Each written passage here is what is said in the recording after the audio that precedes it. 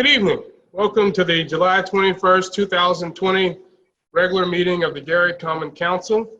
As is our custom, we will begin our meeting with a word of prayer by Mr. Terrell Buns of the Gary Housing Authority and a resident of the 4th District. Thank you, Mr. President. If everyone would bow their heads or do what you're accustomed to doing. Heavenly Father, we thank you for this opportunity to come before you, the elected officials for this great city, on behalf of the citizens of this city in this common Gary Council meeting. Father, we pray that you would operate our minds, operate our lips, operate our hearts, that all of the decisions and discussion is amicably done and done on behalf of the betterment of the city. Father, we may disagree, but we agree to disagree amicably, but we pray in all that you are glorified and that the actions of this council benefit the city, its citizens, and the city as a whole. These requests and blessings we ask in your son Jesus' name, amen. Amen. Thank you, Mr. Buns, for that prayer. This time we will have our Pledge of Allegiance.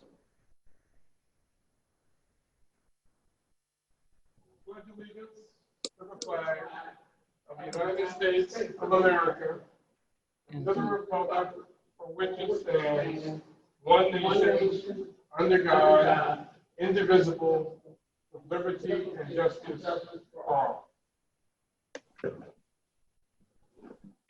Thank you. Before we have our roll call, I certainly want to acknowledge, and I'm sure we'll do more acknowledgement during special and select, the life and legacy of former Councilwoman Carolyn D. Rogers. Her visitation was today, and we certainly want to send our condolences to her family and recognize her before beginning this meeting for 20 years of service to the city and citizens of Gary, Indiana. As I said, I'm sure there will be other commendations, but I thought it appropriate to just begin on that note. And I would ask that we would all take a brief moment of silence in her memory.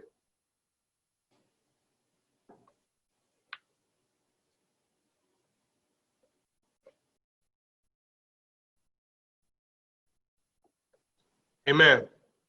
Amen. Thank you all. Okay, roll call, Madam Clerk. Councilwoman Atkins. Here. Councilman Brewer. Here. Councilwoman Brown. Councilwoman, She's present. Councilwoman Caldwell. Muted. Here. Councilman Godwin. Present. Councilman Lay. Here. Councilman Weatherspoon. Present.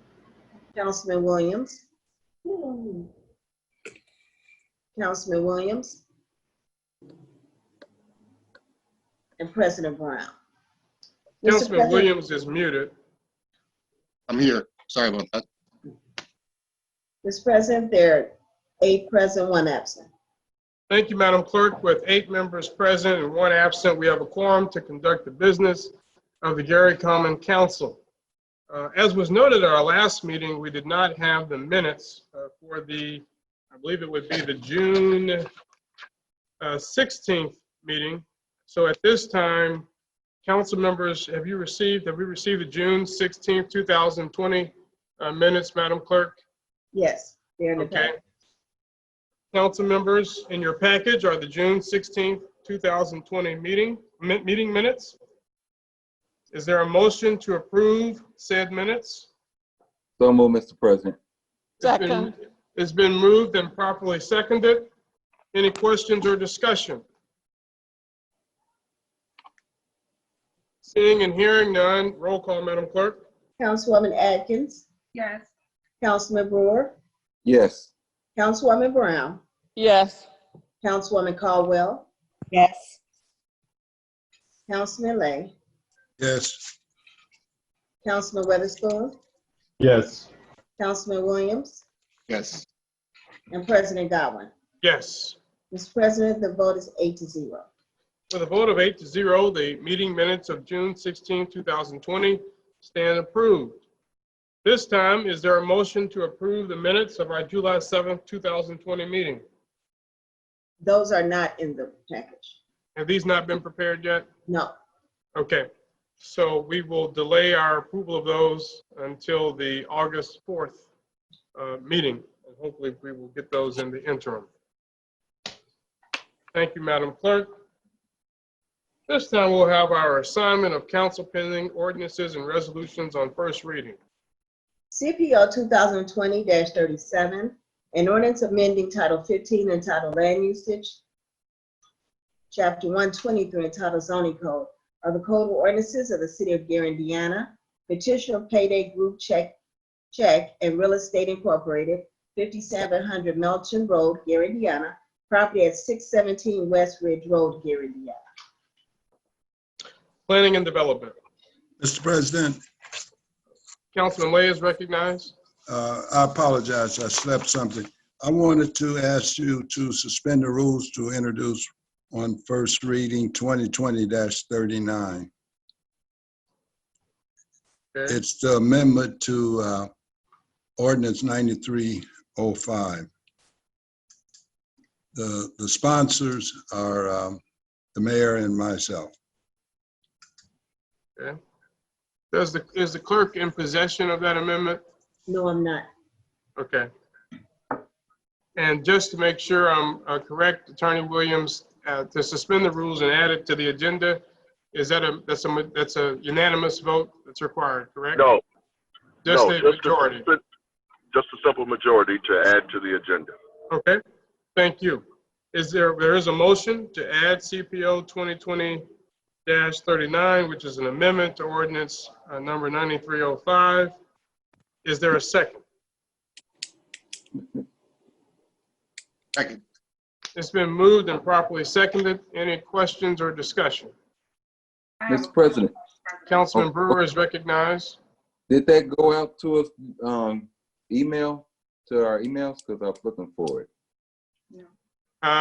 Councilman Lay, was that? I don't believe so. No, apparently it was held up because Mr. Bigner was making changes, I guess, for the administration. So this is really a bifurcated. I asked for one set of changes. Mr. Bigner became involved and made another set of changes. So I do not believe that you have this copy whatsoever. I was called about 10 minutes to 6 and said they finally had an ordinance number. The reason I went ahead and decided to ask you to do this, the timeline, as I understand, on the confirmation of the Broadway project is August the 4th. And certainly I believe we should entertain the amendment, and I will explain why when we get down after the standing committees on July the 28th. That means we don't have to do anything extraordinary. So I'm not sure where. I believe 2020-39 has come to me, but it came today. I was hoping it went to the entire council, but apparently it did not. Mr. President, Councilwoman Atkins is recognized. just for clarification, whose responsibility would it be to get us this document if the clerk does not have it yet? Well, it was in the hands of Attorney Poe, was the one that had was drafting the document, the amendment.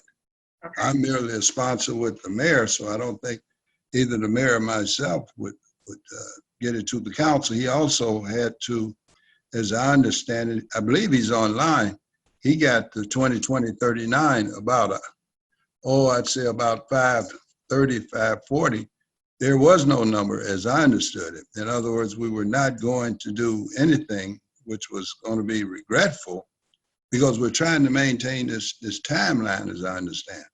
Okay. But it's not a big deal with me. If the council don't want to do it now, that's fine. We just simply will have to have probably some kind of special meeting. Mr. President, I wouldn't. Councilwoman Brown is recognized. what is 2039? I don't know what it is. What is it? So as I understand it, it's an amendment to the community benefits agreement.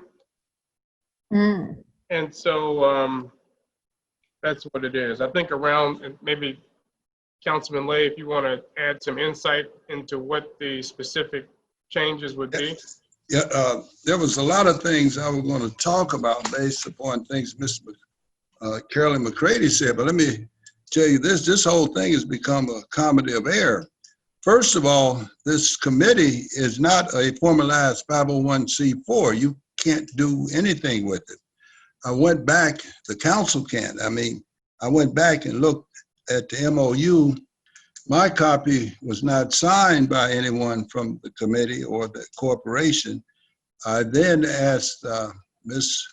Janice White, my legislative aide, to send me a copy. It had not been signed. I went to then attorney Trent McCain, and what we have here is where the mayor signed the document, failed to date it, and the contractor signed it all. I think that was absolutely improper. I'm looking at it now. The Board of Works signed it on December the 18th. The mayor signed it, no date, and the person who's the party to this memorandum of understanding did not sign. We're not talking about the memo, just for clarification, we're not talking about the MOU. We're talking about an amendment to. Well, that's why, but I had to give you, I was giving you Okay. background. Okay. Yes. In other words, why we need to amend it. But rather than to take all of this time on the council, you can't give that person anything. Just let's move it to the next meeting. That's all. In other words, don't put it on the agenda. Let's withdraw the agenda 2020-39 and send it to the 28th of July. Well, that'll be the committee meeting. Yes, yes, yes, yes. That would be the committee meeting. I think we can do that without assigning it to our agenda tonight. If not, we're going to mess up this timeline. But I don't think that's important. You no longer can give this 501c4. Somebody was mistaken. Either Ms. McCready is mistaken, I am mistaken, or the Internal Revenue Service. I spent at least a half hour talking to the Internal Revenue Service using their employee identification number today. So whatever's in 9305 can't be done. Cannot currently be done. And so just for my own Mr. clarity, Chair, Attorney Williams is recognized. yes, just to be clear, I believe in order to discuss this properly in a committee meeting, it needs to be added to this agenda and assigned to a committee. I agree. I agree. I agree to that. But I didn't want to take all this time trying to explain to Councilwoman Brown what it was, and I think her question was valid since she don't have it. Right. Right. Mr. President, we did receive the email from Attorney Paul. Thank you, Attorney Paul, which has CPO 2020-39. But this is actually, I think you need to send us not the revised version because it's showing the markups on here, Rodney. I'm actually signing that right now. I figured that because I tried to figure out a way to send it without the revisions, but I'm sending that as a PDF right now. So the changes will show what has been striked out from the original version, still struck out, and then the amended portions of it will be bold. That's how it is on the one that you already sent. Is there a bunch of color and everything like that? No, but Okay. So still seeing what was striked out and okay, I'll send the a clean version as well, just showing what it would look like after yes. after passage. Okay. Any other questions or discussion?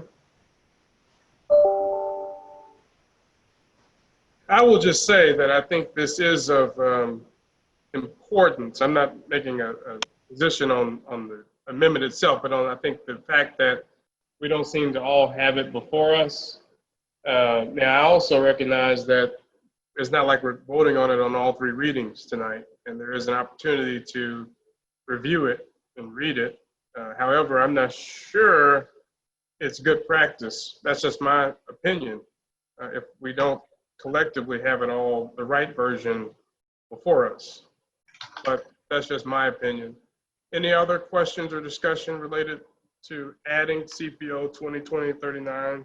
Well, that's my issue. It hasn't come through on my end yet. I tried to refresh and I haven't gotten it yet either.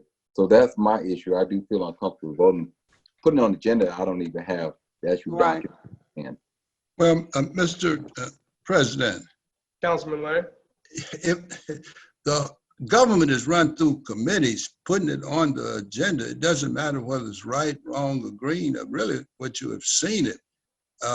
We're doing stuff that I absolutely agree with or disagree with. We're making statements, then we leave the air and we correct them and the clerk correcting them.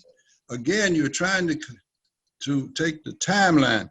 What's in 9305 is absolutely legally incorrect. And we need to at least take a look at 9305 in terms of the fact it is trying to say that it's McCrady's organization, which is an organization of one that was incorporated 9/27/19.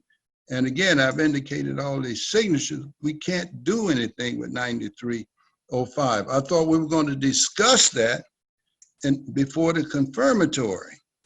That's what I thought we were doing. But if everybody feels it's just so interest to the council to put it on the agenda, don't put it there. Don't put it there. I don't have a problem with that. I know exactly what I've done in terms of this research. I do not understand why any of this can be there when the person who is supposed to be the beneficiary of it or to the contract didn't sign it. So let's move it and try to do it before August the 4th. So that's fine with me. I have a question. Well, I will agree with you on that. Let's move it so we can do it. I just have a quick question. Mr. Pohl, you're acting in the capacity from the law department of the city, correct? That's correct. Okay, and you're familiar with this ordinance, 9305? Yes. Did you draft that ordinance? I can say that I reviewed the ordinance. I think it was mostly drafted by then Councilwoman Wyatt with the help of the CBA, that coalition at the time, and then with also input from former Mayor Karen Freeman Wilson. And did you or any other member of the law department raise issue with the legality of that ordinance upon your review of it? I won't say that we raised issue as in, to the extent that Councilman Lay has raising the issue. I think he's looked into it a little bit further than I think what we had originally anticipated. But I mean, I think there are things that as this ordinance is starting to play out, we're starting to see, okay, well, there's a lot of things that are very, very vague, that are not, everybody's not necessarily of the same interpretation. I think that there are things that are going to be very, very difficult for both developers and community members and council members to try and navigate in the current state that it's in right now. Just one last question. Would you say in the spirit of administrative law that where there is vagueness, we kind of err on the side of the administration, choosing what they think a reasonable interpretation would be? Yes, but I would caution against making decisions that could be determined or could be challenged as arbitrary and capricious. I think that without as clear of language as possible in certain instances, you could have a determination that this council makes, and then several years from now with the same ordinance, a different determination is made, and then somebody looks back and says, hey, well, this was very, very vague at the time. This was, the decision now is arbitrary, capricious, as opposed to this decision that was made by a previous council. I think at this point now, with some of the very valid points that I think that Councilman Lay is making, if we're going to be looking at the ordinance there, we might as well be looking at, it is in totality instead of just kind of piecemealing it, piecemealing changes that should happen with the ordinance. Thank you. Any other questions and discussion about adding CPO 2020-39 to the agenda? Seeing and hearing none, roll call, Madam Clerk. Councilwoman Atkins, Yes. Councilman Brewer, No. Councilwoman Brown, Yes. Councilwoman Caldwell, No. Councilman Lay, Yes. Councilman Weatherspoon, Yes. Councilman Williams, You're muted. Yes. President Godwin. No. Mr. President, the vote is 5 yes, 3 noes. With a vote of 5 yeas and 3 nays, CPO 2020-39 is added to the agenda and will be assigned, if you will, to Planning and Development. Please continue.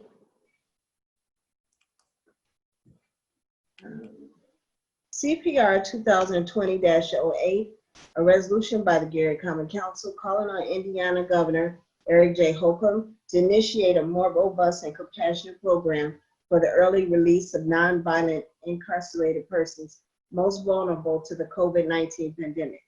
Sponsored by Cozy Weatherspoon, Councilman of the 2nd District, White Williams, Councilman 6th District. Public Safety. Point of order, Mr. Chairman. Councilman Lay. They're showing Mr. Witherspoon on this document in the 1st district. Should be the 2nd district. Yes, Hey, it's a typo. yep, we note that correction. CPR 2020-09, a resolution of the Common Council of the City of Gary regarding climate resilience and recovery, sponsored by Mayor Jerome Prince, City of Gary. Planning and Development. Mr. President, ends the assignment of pending ordinances and resolutions. Thank you, Madam Clerk. Councilman Brewer is recognized. Thank you, Mr. President. The Planning and Development Committee has before CPO 2020-37. Is it okay if I do all 3 of them together? Mr. Yes, President? sir. CPO 2020-37, CPO 2020-39, and CPO 2020-09. CPO 2020-09, I'm sorry. I approve this to be reporting out to the council. Councilwoman Atkins, Yes. Councilman Witherspoon. Yes. A majority of the Planning and Development Committee has approved this to be reported out to the council. All right. Thank you, Councilman Brewer. This time we'll go with Councilman Williams. Thank you, Mr. President. At the present time, the Public Safety Chair would like to report out the orders, council pending ordinance 20-08 to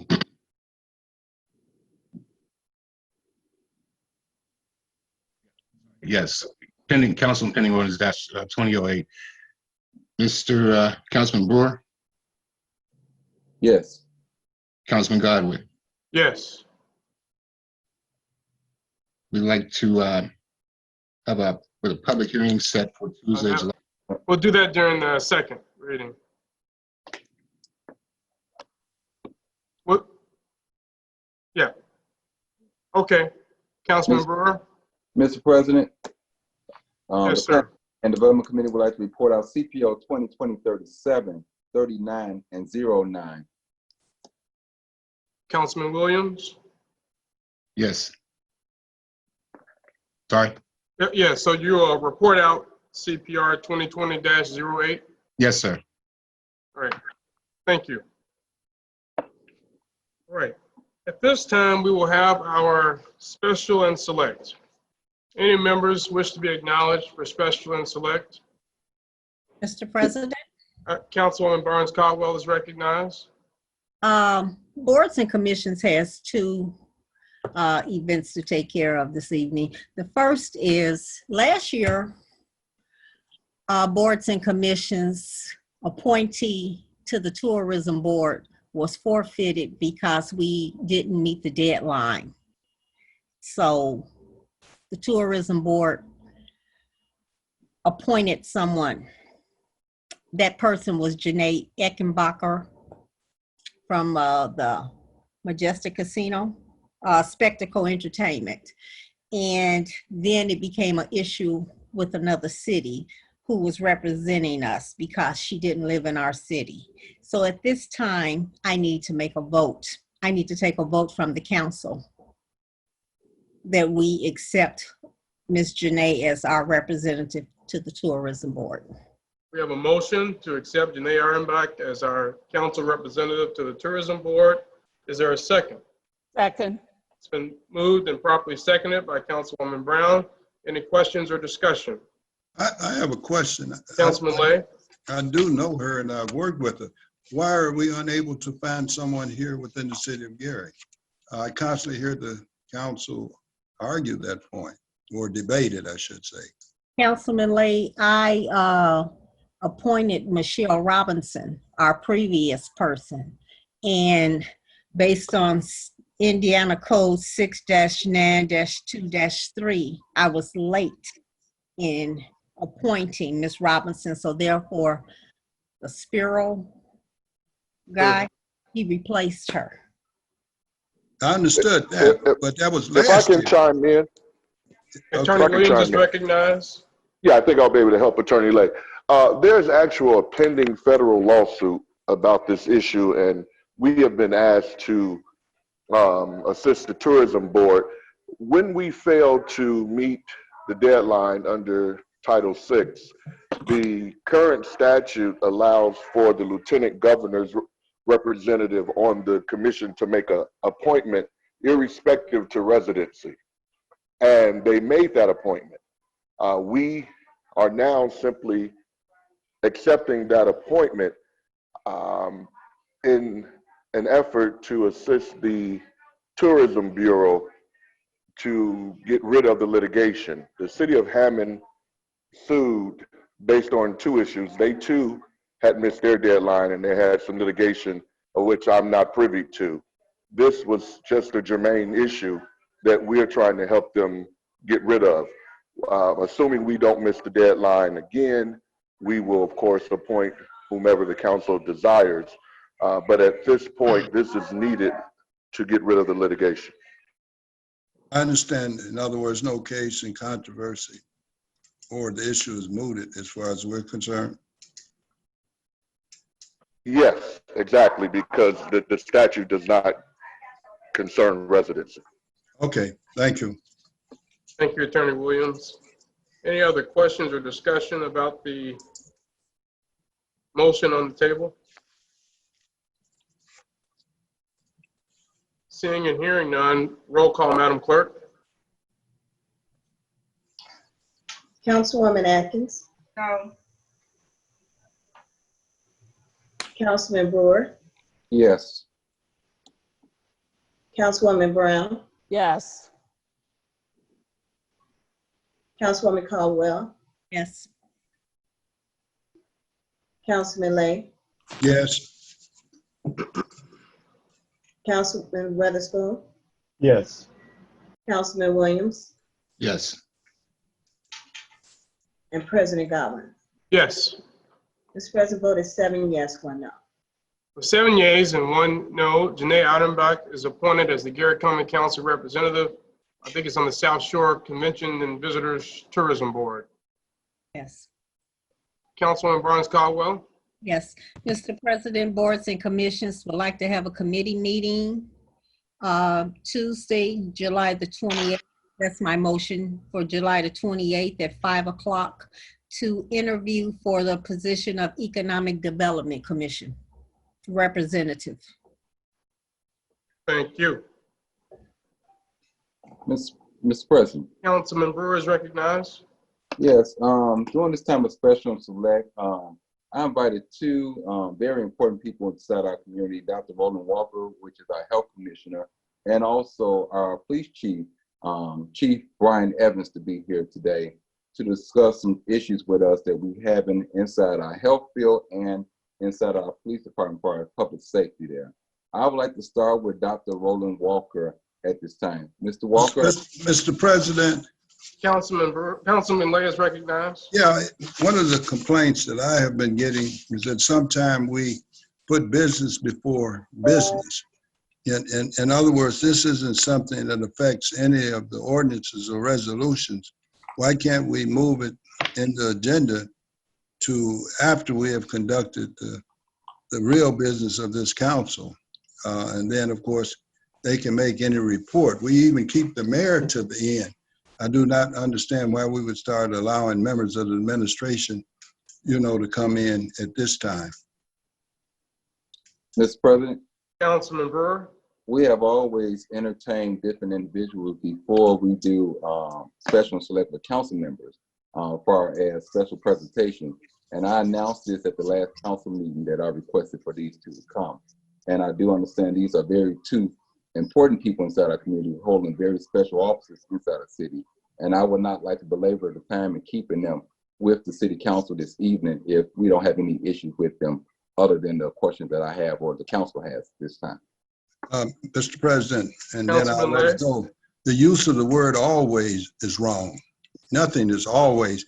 That may have been the way the previous councils conducted business. I'm simply saying then we should restrict them to 3 minutes, not where we have an exchange that lasts a half an hour. If that's what's going to be done, they're going to report 3 minutes and that ends it. But if we go into a committee report or debate on what they're reporting, I think it should be at the end. So that's why I raised the question. But if Mr. Brewer says it's going to be short, then fine. No, it may not be short, Mr. Lay, because these are two very important issues that we're dealing with. So I can't promise you that. Yeah, but you've decided they're important. You have. That's why I'm putting it at the end. I'm not sure. Okay, all right. So here's what we'll do. Councilman Brewer, if we could have Dr. Walker to address us maybe for 3 minutes, 3 to 5 minutes. And then if there are some follow-up questions, we can do that where we have on our agenda for questions of city officials. Mr. President, Councilman Brewer? that a motion been made by this body to give them 3 minutes at this time? Okay, there's been a motion to do what? Is that a motion being made to give these two 3 minutes at this time to speak? I move that we give them 3 minutes. All right. Each. Okay, it's been moved. Is there a second? Second? Second. Okay, it's been moved and properly seconded. Any questions or discussion? Seeing none, roll call, Madam Clerk.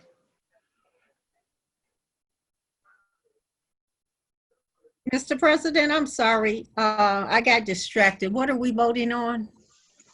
This is a motion to limit the discussion to 3 minutes for the two speakers to discuss COVID-19, I believe, as well as police issues. And so it was moved and seconded. And at this time, we have questions and discussion about it. All right. I have a question, Mr. President. Yes, Councilwoman Atkins. So is it either 3 minutes or nothing, or is it just to restrict the 3 minutes in terms of commentary?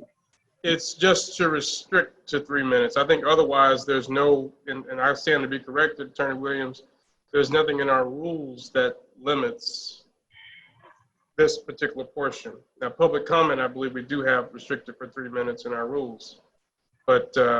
That's correct. Okay, so otherwise it will be unlimited. Okay.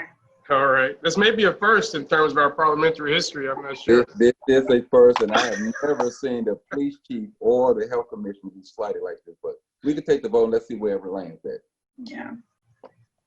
Okay, all right, roll call, Madam Clerk.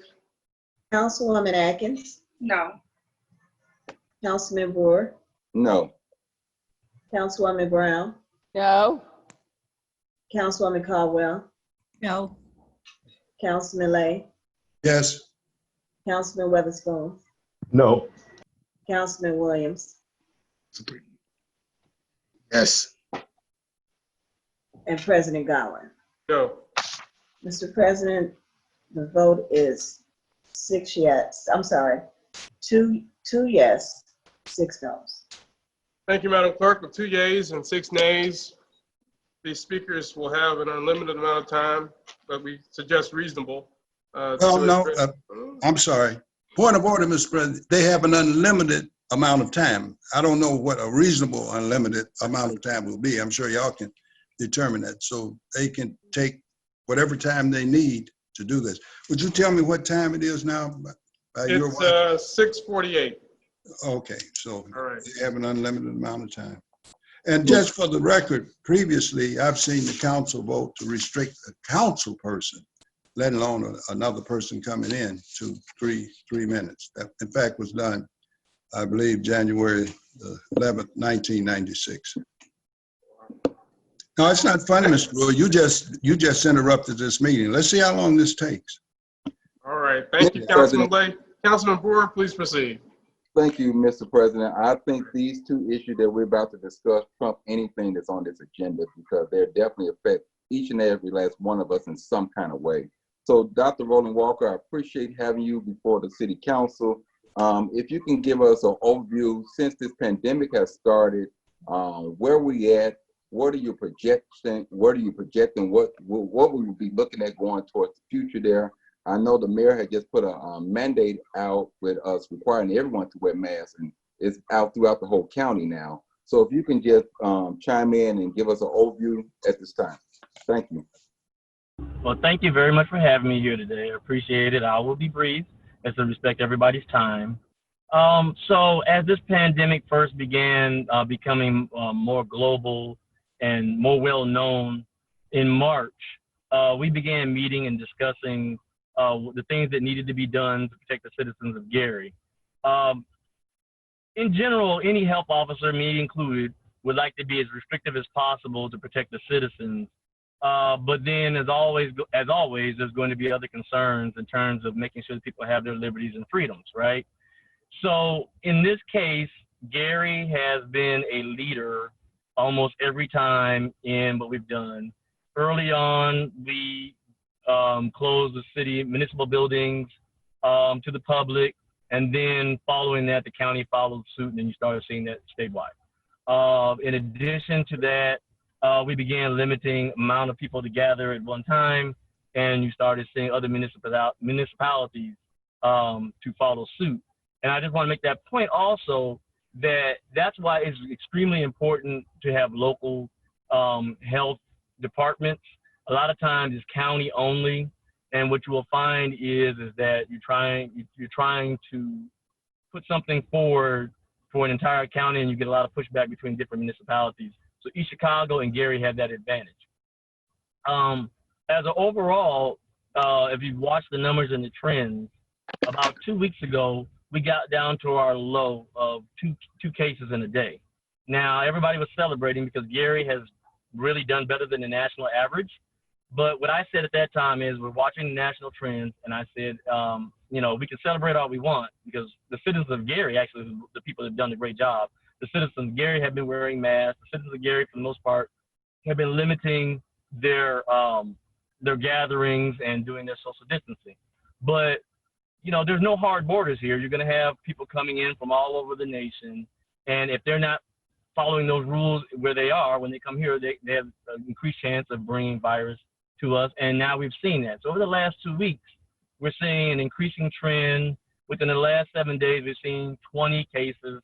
Over the last 7 days, we're averaging around 11 cases a day. Today, we had 12 cases. So we're seeing that increase.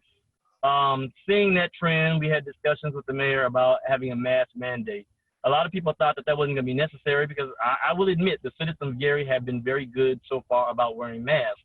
But it's also about giving leadership to people who come into the city and leadership for municipalities around here. And as you saw, shortly after Gary did their mask mandate, you saw Maryville fall very next day or 2 days later, and you saw Lake County following suit. Additionally, had a lot of discussions with the different school districts, not just one school district here, right? We have a lot of Gary, I think, has the second most charter schools per capita in the nation. So therefore, we have a lot of different school boards to deal with. We had a meeting of 8 school districts at the Genesis Center about 2 weeks ago, everybody discussing their plans. And in that meeting, I explained a couple of things. One, how we need to really be careful about contact sports. Contact sports being wrestling, basketball, football. There's no such thing as social distancing in those sports. And so intramural, high school, I mean, I know people think that those kids don't get sick, but those kids do end up getting virus, and then they end up taking it home to family members. So that's extremely important that we try to regulate that.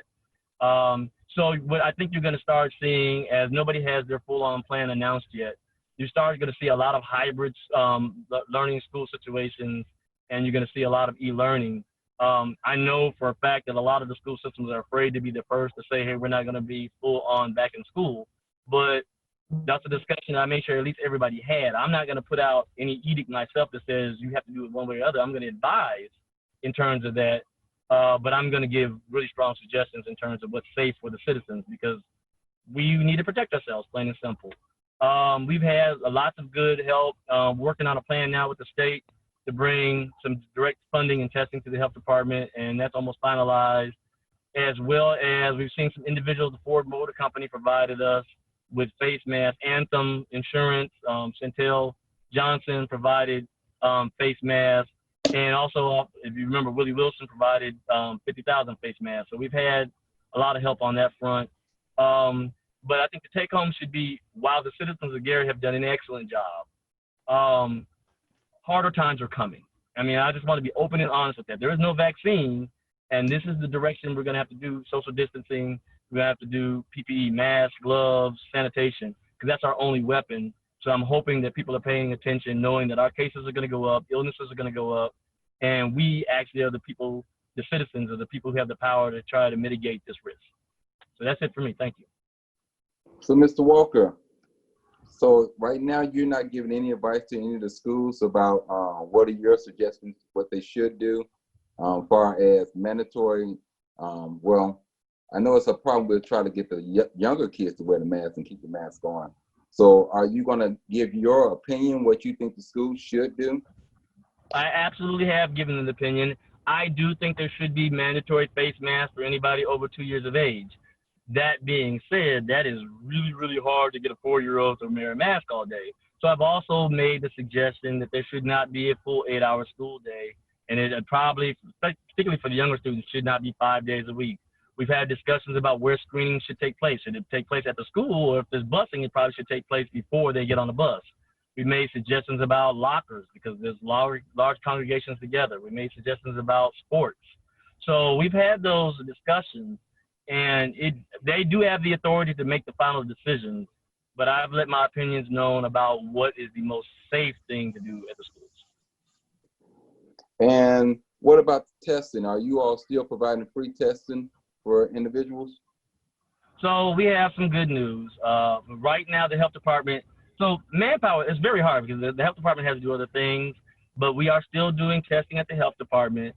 I have been able to secure for the next 2 weeks testing at the St. Timothy site again in the parking lot. So that'll be drive up. So we'll have that for 2 weeks starting next week. I want to tell you accurately. I want to tell you it's Tuesday through Saturday at St. Timothy for the next 2 weeks. That's been the most effective site just because of the size of the parking lot, and two, it's since kind of centrally in the city and near a highway exit. We've also used Hudson Campbell, Hudson Campbell parking lot. We've seen some success there, but we saw a larger count at St. Timothy, so we chose to ask them to let us use their parking lot first. And also, we didn't want to interfere. There's going to be a food giveaway that we are coordinating with Indiana School of Medicine that's going to be at Hudson Campbell during that period too.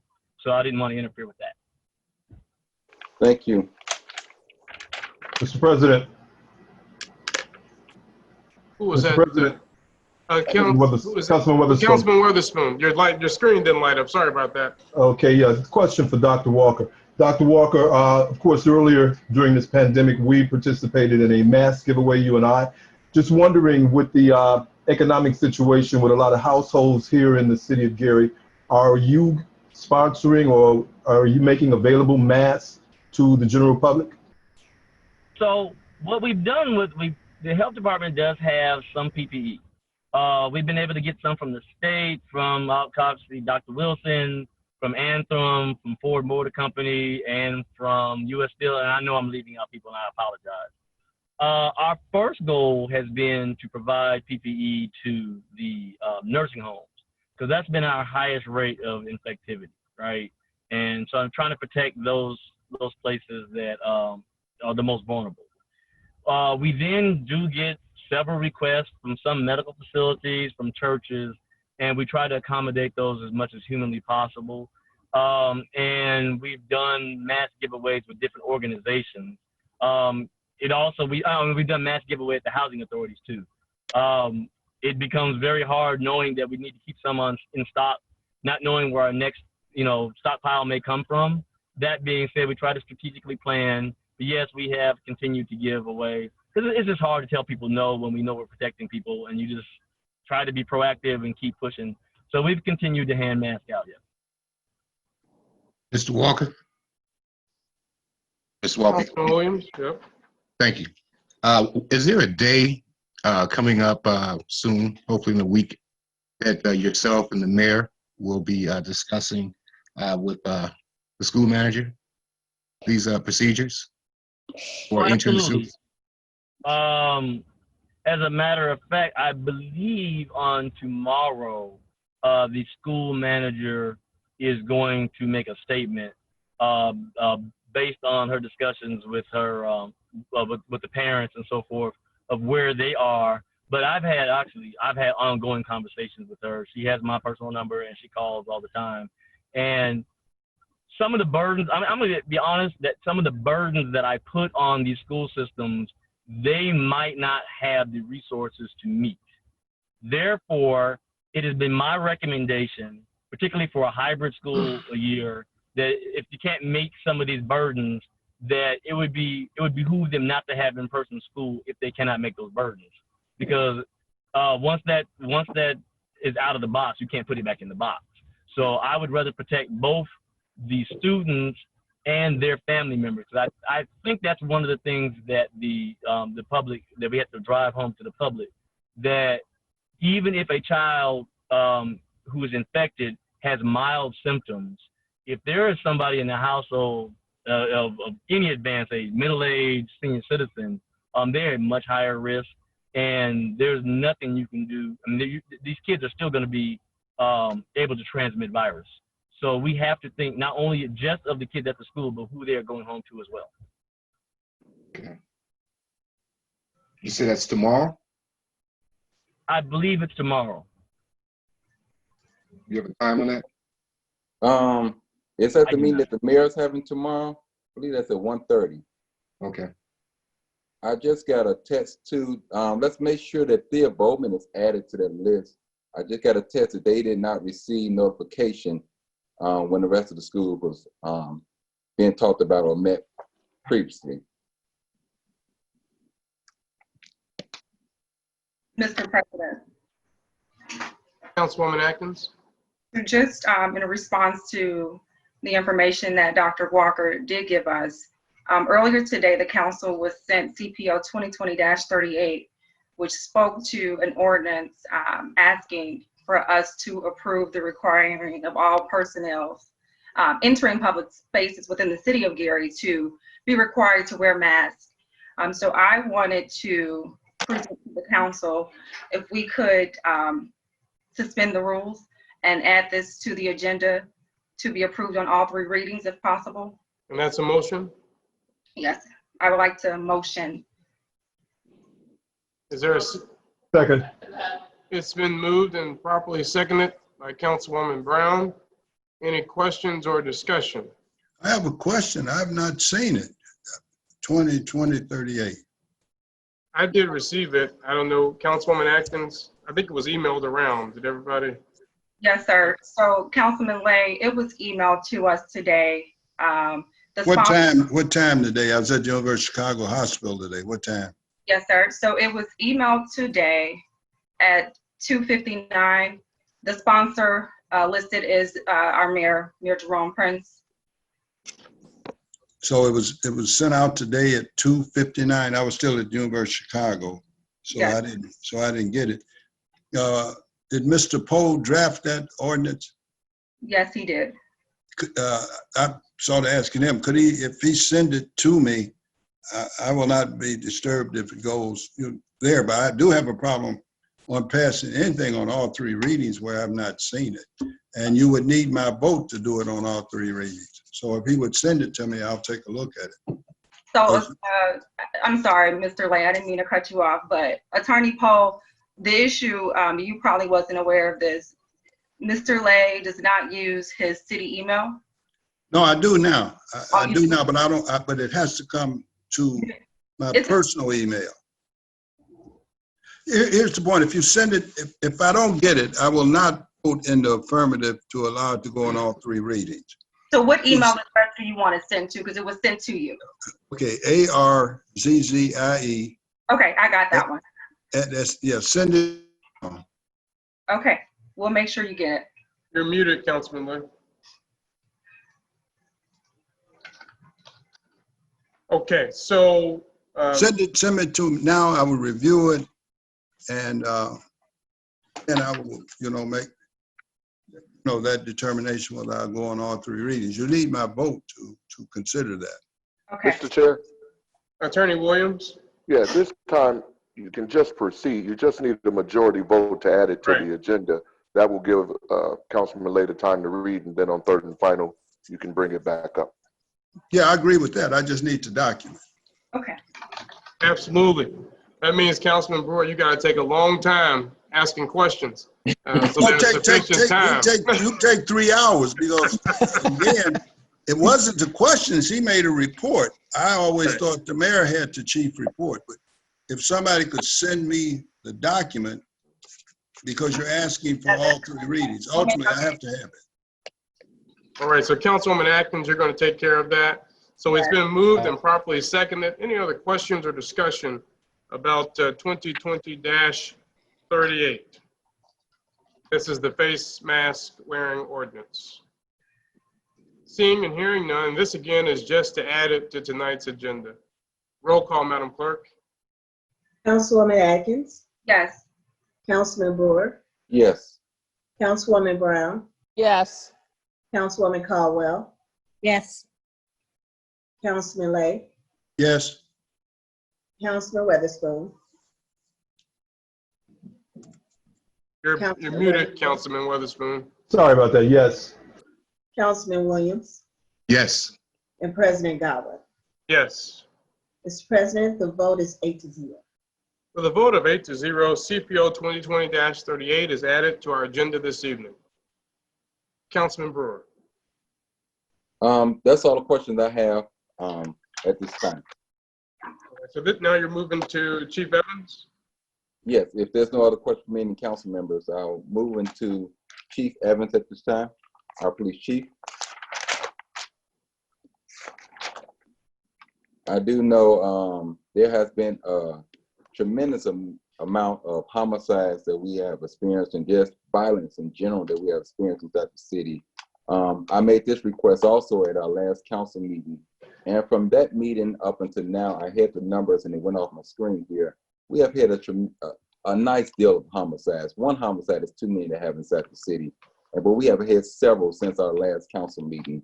So I would like our police chief to chime in with the discussion of public safety inside the city of Gary. Good afternoon. Can you hear me? Yes, sir. Good afternoon. All right. Thank you. And I appreciate the council allotting some time for me to address you. I will try to be as brief as I can, respecting the council's time in this most important meeting. But I want to thank you for allowing me to address you directly. Traditionally, new police administrations will brief the administration and the council and committee. But 2020 has been a very historic year that has changed all our lives. Not only are we in the midst of the global pandemic, which has affected us in ways that we could not have imagined just a few months ago, we're also in a big call for police reform, and both of which are historic and both of which are significant. Law enforcement has tides and ebbs and flows that it goes through all the time. When I came on the department in 1994, we were going through the O.J. Simpson trial, and that trial changed law enforcement forever by increasing the reliance on scientific evidence and decreasing the need or the reliance on witness-based evidence to secure the proper convictions for the proper people. And DNA exploded and lab use exploded. And now we have a time when that's just part of law enforcement. Everyone knows what DNA is. Everyone knows what crime scene investigators do, and it's important. And we're in a current time, we're in a time like that right now with the thing that happened in Minnesota, which this call for law enforcement reform didn't start there with the tragic death of Mr. George Floyd, but it is definitely was tipped off with that. We're in a time of change for our law enforcement community, and we must embrace it and really ride the wave and find out what will be new for us.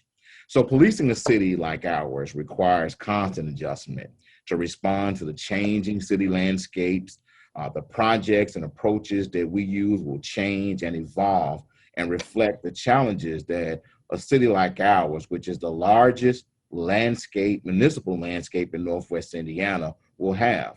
Ensuring public safety is a core mission of every police department, trying to make sure citizens are safe. As you said, Councilman, so eloquently, one homicide, one shooting is one too many. And we have to look at the reasons that those occur. And they don't begin with law enforcement. And I'm not making excuses. I'm just pointing out facts. In America right now, we have something like 268 million registered firearms. We only have 260 million registered vehicles. So there are more guns in this country than there are vehicles. And as such, people are using gun violence for conflict resolution in ways we've never seen. Since COVID has began, we've seen an increase in gun sales throughout this nation, including Northwest Indiana. And we have a lot of guns out here with a lot of people, and we just have to deal with gun violence. And that's one of our core things. As the city landscapes has changed, the police department is going to utilize place-based, network-focused, problem-oriented solutions. What I mean by that, our department is now a department of 161 officers. We are a city of over 53 square miles. We have the largest land base in Northwest Indiana, and you contrast that with our neighbor, Hammond, which has 82,000 residents according to last census, but is only 25 square miles. They're less than half our size, but they have a lot less area to cover, and we have more, and they have more officers than we do.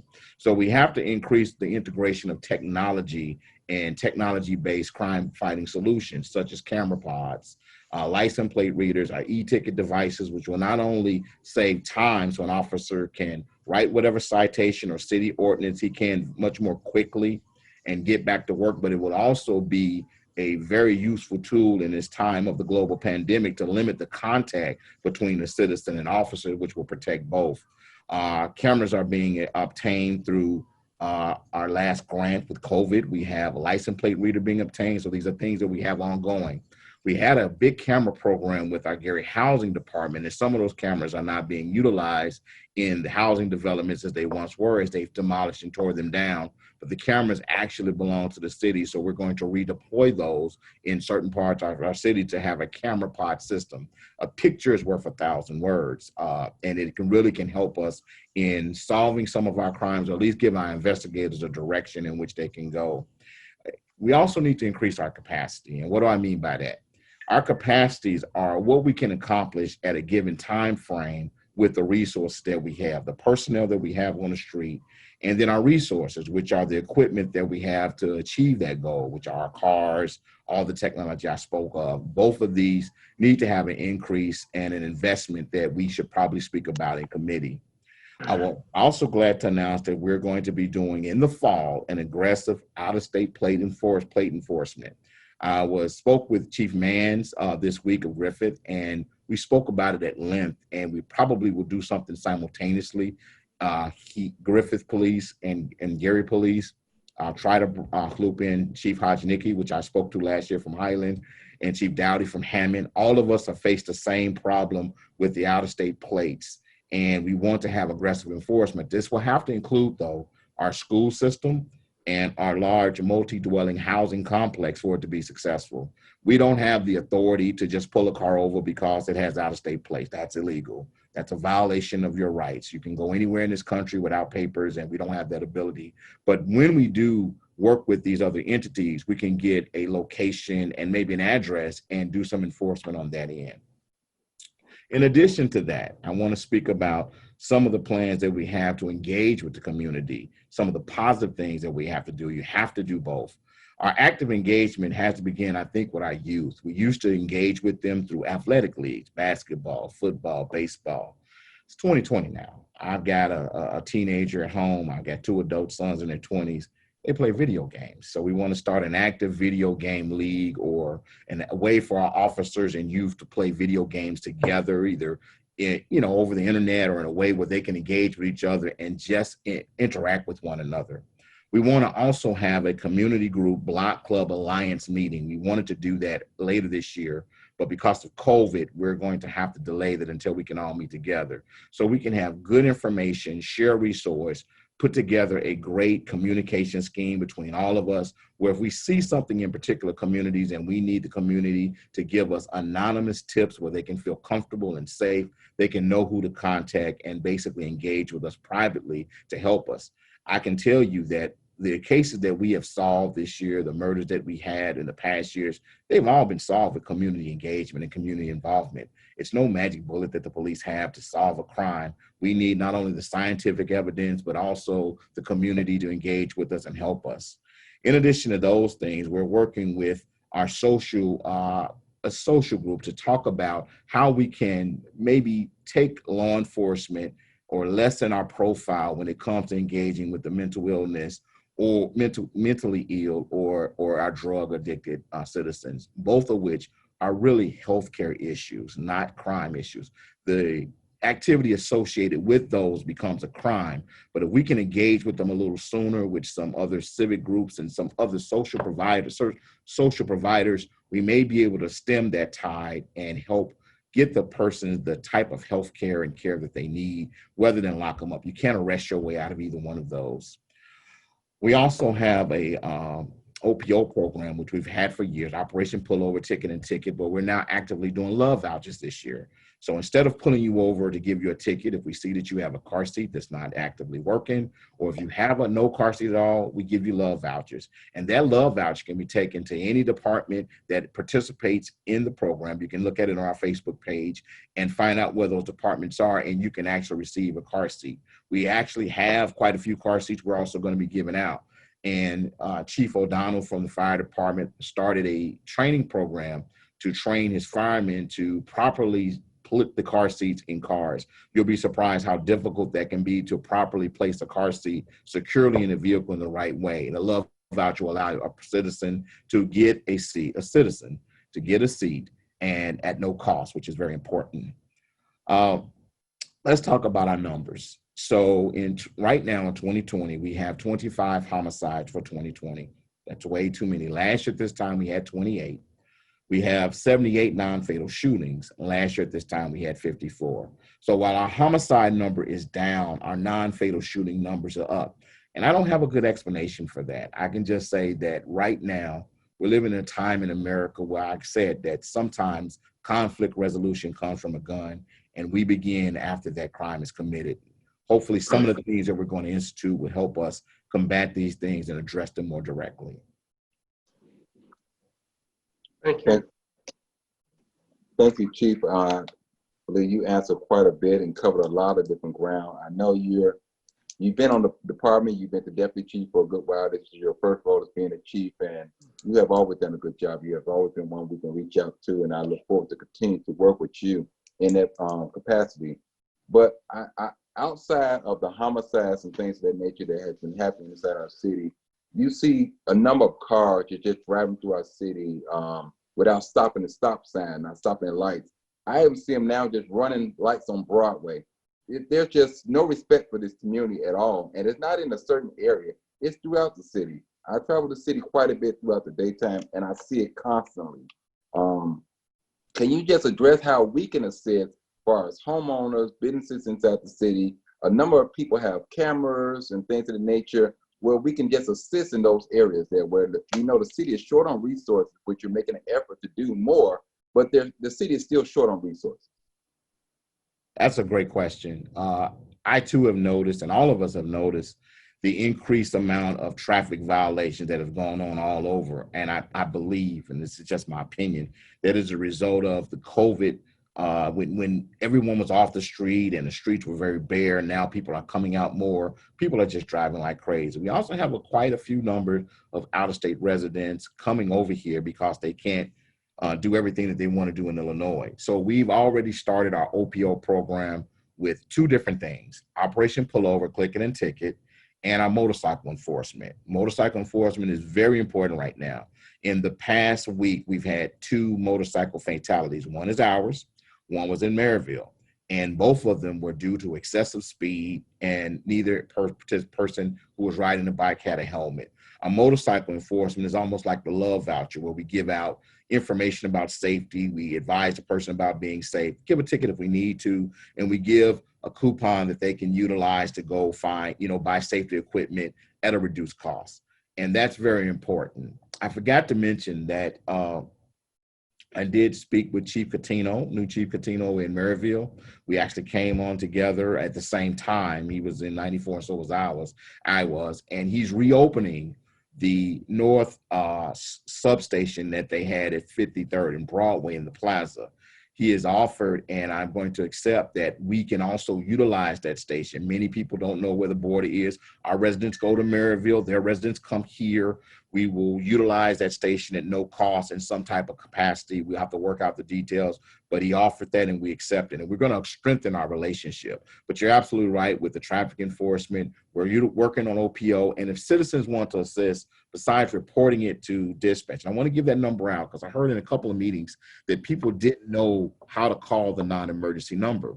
You can call 219-660-0000. That's 219-660-0000. You don't have to give your name if you don't feel comfortable. You can just report the incident. In addition to that, we're encouraging all citizens to take part, if they can, in the Ring doorbell system or something similar. We've had very good success in prosecuting crimes for that. The homicide that we had in 2019 of the double homicide of the woman and child was solved using a Ring doorbell camera footage. And the great thing about that is you don't have to give us the data. We don't have to subpoena it. You can take part in whatever companies you develop. If it's Ring, if it's another company, many of them have websites where you can just automatically upload your data without worrying about where it goes, and we can access that through the company without a subpoena, without a search warrant, and those are very effective. You'll be surprised that cameras are probably the most effective tool that can be utilized by the public in fighting crime and increasing safety. Thank you, Chief. Mr. President, that's all the questions I have, and I do appreciate you, Chief, for coming on. Thank you, Councilman Brewer, and thank you both to Dr. Walker and Chief Evans. Any other members for Special and Select? Mr. President. Councilwoman Atkins. So I just wanted to start off on behalf of the 4th District. Definitely wanted to send sincere condolences to former Councilwoman Carolyn Rogers' family. Her longevity of leadership on the council, and as well as an employee of the Lake County government complex, definitely was not in vain. So it's an honor to be able to sit in the seat that was once held by her and try to take in stride what was initiated by her as we make sure that we try to make the 4th District a priority in the revitalization of the city of Gary. And I also wanted to give 2 announcements. Just wanted to reiterate, the 4th District is having a 4th District Bazaar on August the 8th. So if you are a small business or if you are a seller of goods, arts and crafts, please make sure that you reach out to us and participate in that event. The event will be located on 18th and Broadway, and it will start at noon. If you are interested in participating in the event, please contact my administrative assistant, who is Ms. Karen Lane, at 219-881-1315. And also I wanted to take a moment to remind our residents that there is importance in us filling out the census.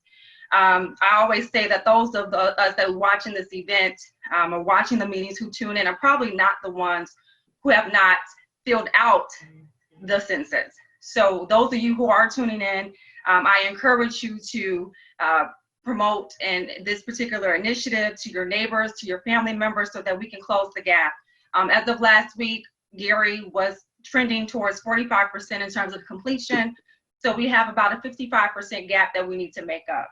So just wanted to make sure that we reiterate the importance of that to our citizens within this city. Thank you. Thank you, Councilwoman Atkins. Any other members for special and select? Mr. Chair, Councilman Williams. I'd like to announce the 6th District Community Forum, which will be Thursday, August 13th at 6 o'clock. It's a Zoom meeting.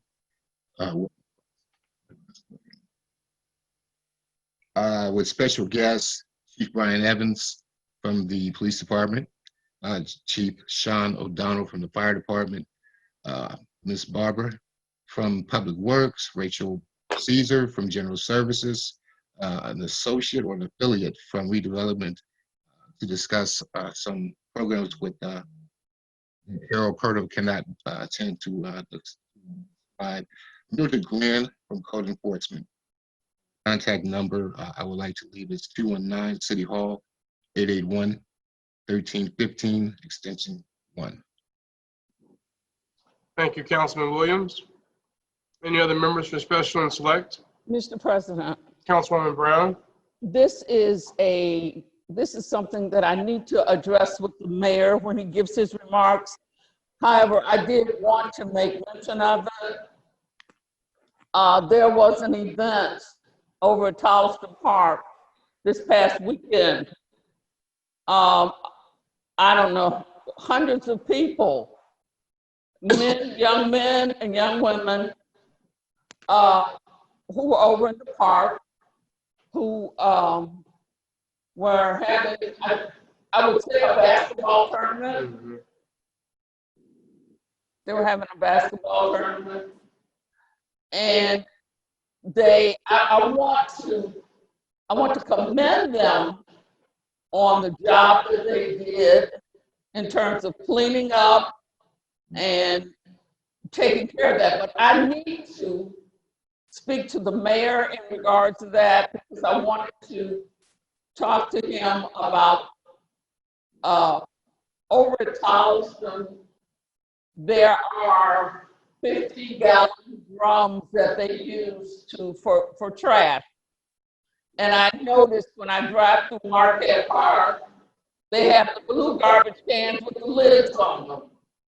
So I want to talk to them or to the park department about receiving the same kinds of containers for Tolston Park.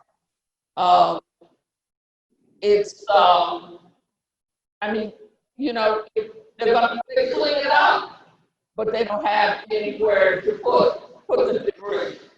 And when you put it in an open container, you have varmints or whatever pulling it out of the cans and strewing it all over the park. So I want to talk to the mayor about that, because not only that, there's been a concern that the nets have been removed. So I have to talk to the park department about that. But it was an excellent affair. I mean, it was, you know, there was no violence.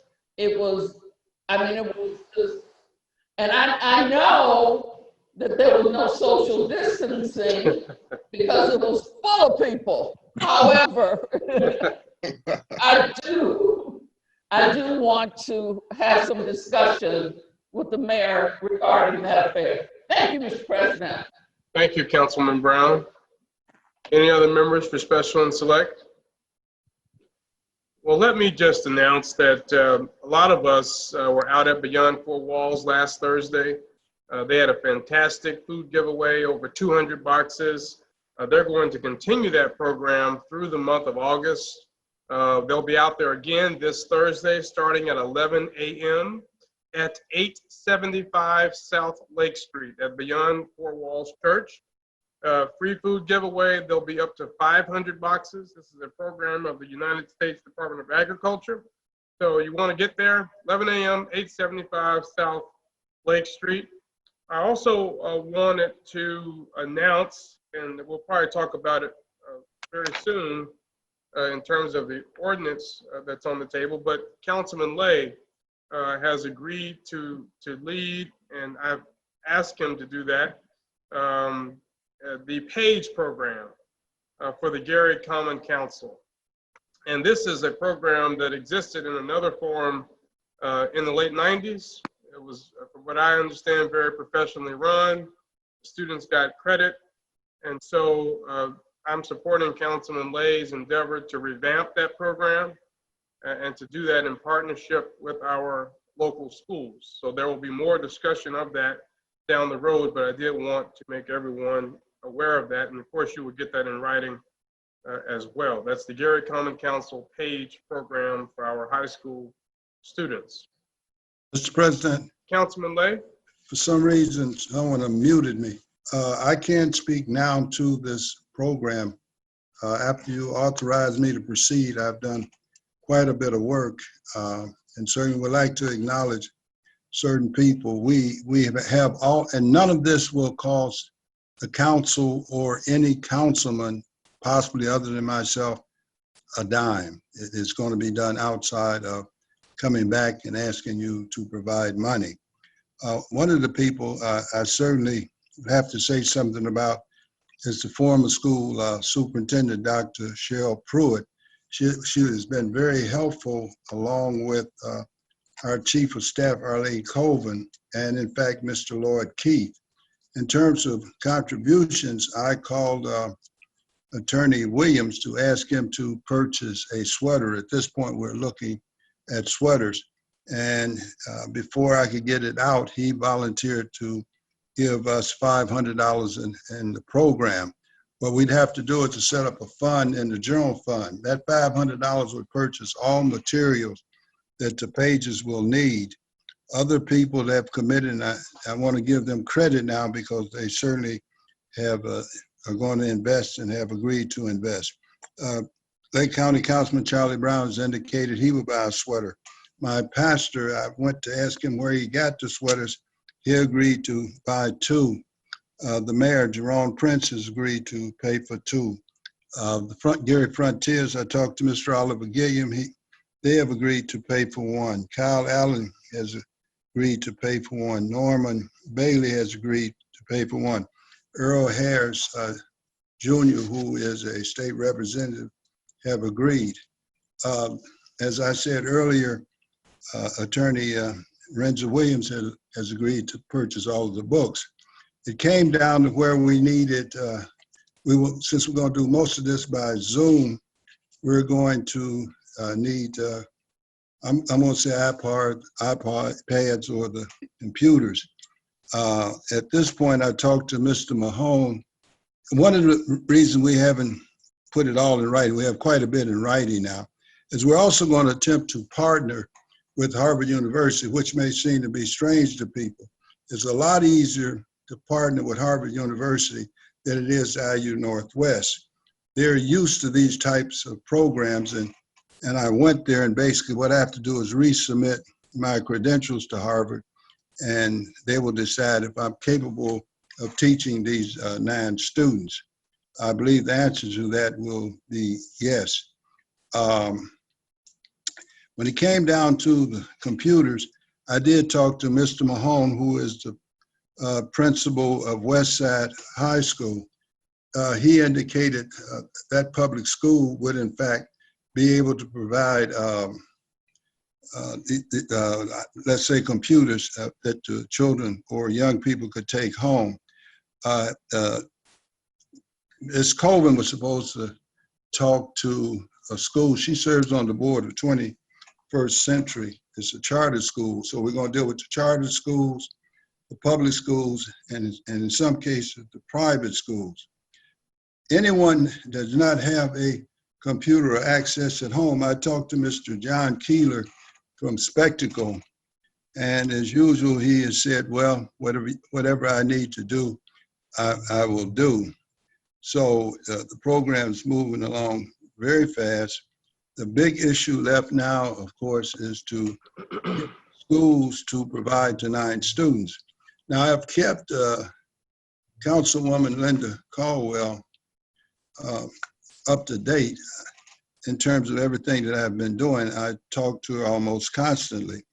One of the other things, if the council, and not only are we going to attempt to get them college credit, we will get them units of credit toward graduation from high school.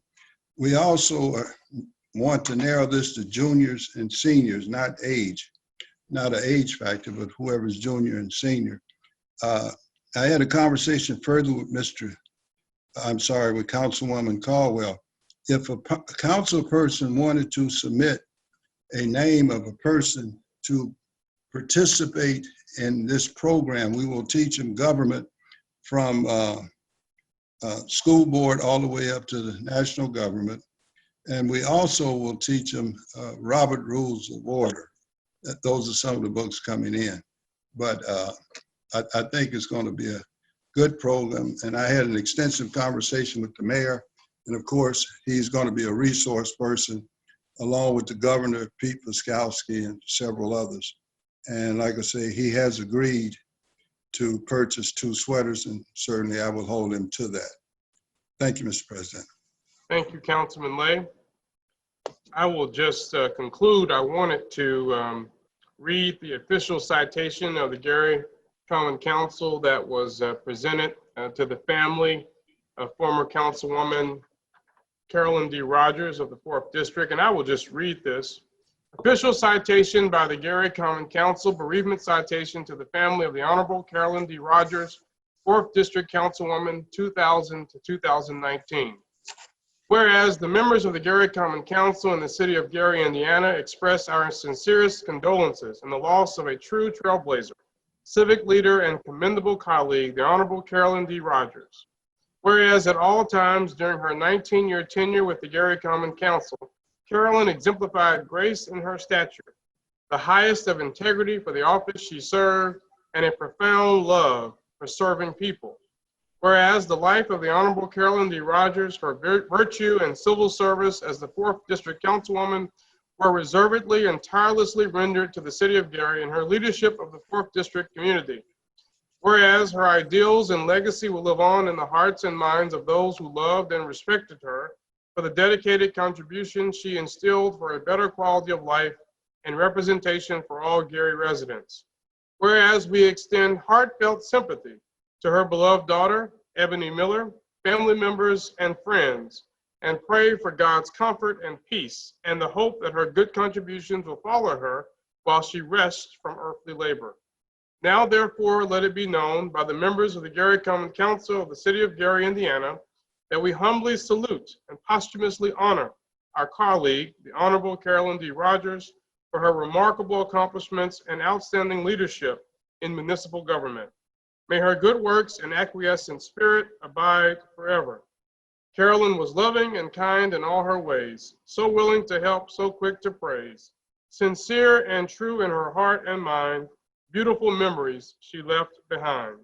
In testimony whereof, we have hereunto set our hands to this document in the city of Gary, state of Indiana, this 21st day of July, 2020. Thank you.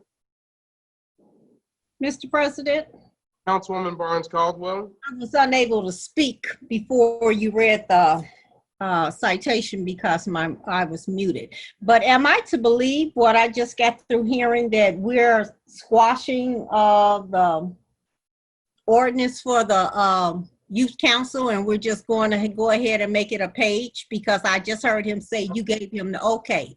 So you're overriding this ordinance? No, the ordinance is still on the table, and I think that we can decide how we want to pursue it. I know that Councilman Lay and I did discuss this program, and I believe he discussed during the committee meeting this program as an alternative, but that doesn't mean that this particular ordinance can't go forward. I think he would likely have some things to say about it in light of his comments at the committee meeting. Mr. President, Councilman Lay? I am positive every step of the way. I've talked to Councilwoman Caldwell. In other words, I asked her, in fact, to hold her ordinance in committee.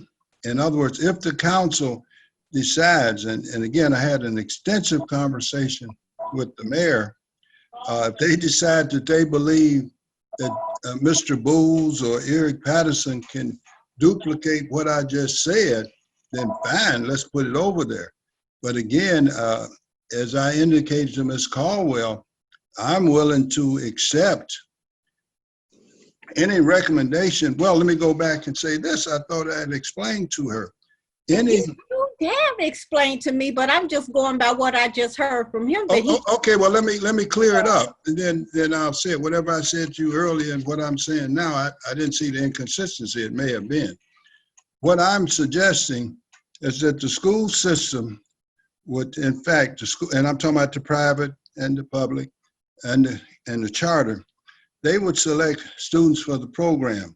These students would be sent to the board and commission, which is under the direction of Councilwoman Caldwell. In other words, be based on advice and consent like the United States Senate. I'm sure everybody on the council know what I mean by advice and consent.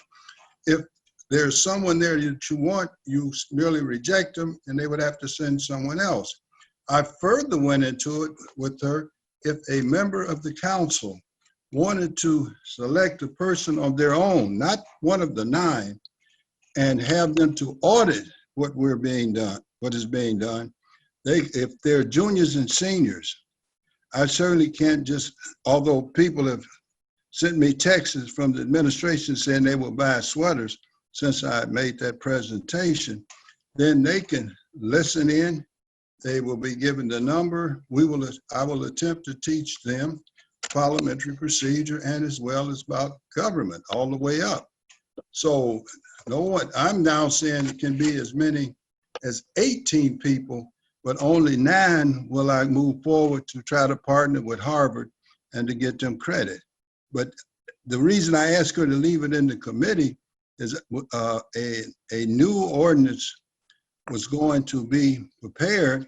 I was going to ask the president to assign it to her committee. But again, I really am not tied into these things where if you want to go to Mr. Bowles or Mr. Eric Reeves, I assure you, their program cannot do this. We have the money. The council has nothing to pay. The council can select at least 9, and we will train them all. So I'm not sure I'm deviating that much. I'm just taking away from the city. In other words, the initial council page program, which was a copy initially of the state back in '98, did not require the mayor.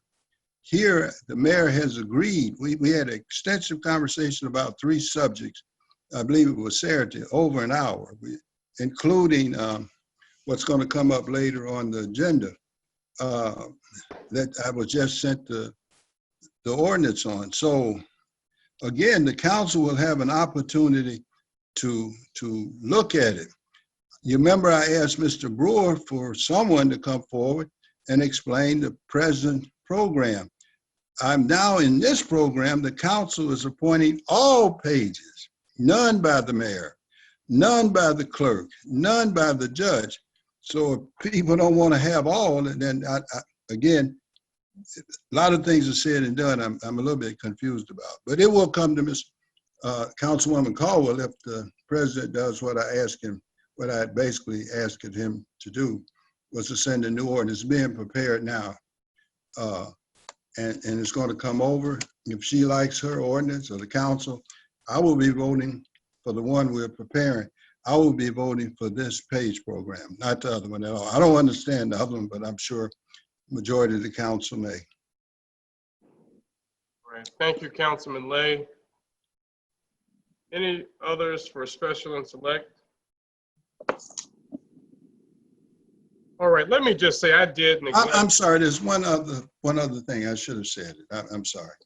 A good friend of mine, I went across this country with him, Reverend C.T. Vivian. Matter of fact, I was special assistant to Reverend Vivian in a think tank, and I was vice president. I ran the think tank back when, oddly enough, I was 28 years of age. And something occurred one time. CT was a very unique individual. He walked into my office and he said, let's go to Atlanta for a meeting of the Institute of the Black World. So I knew he was chairman of the Institute of the Black World, so we went down there. And after I sat down, it just didn't seem that it was a meeting of the Institute.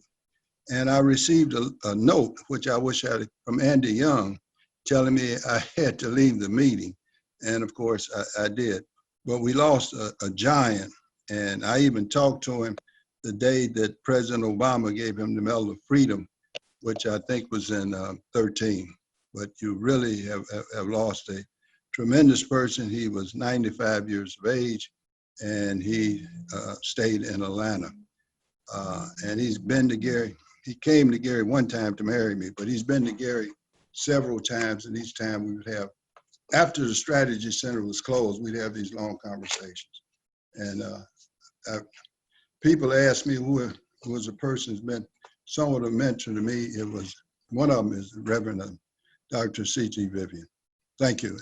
Sorry it took so long. No, very, very well worth the time. Thank you, Councilman Lay. I neglected to assign CPO 2020-38, the mask ordinance, which we added to the agenda tonight.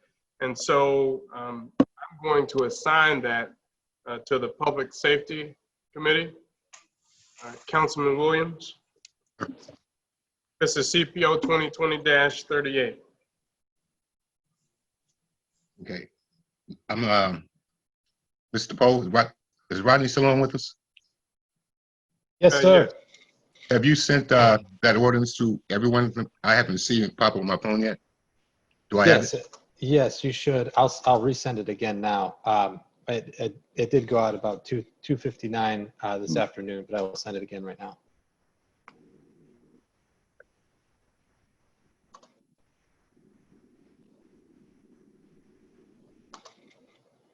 Do any of the other council members need the ordinance?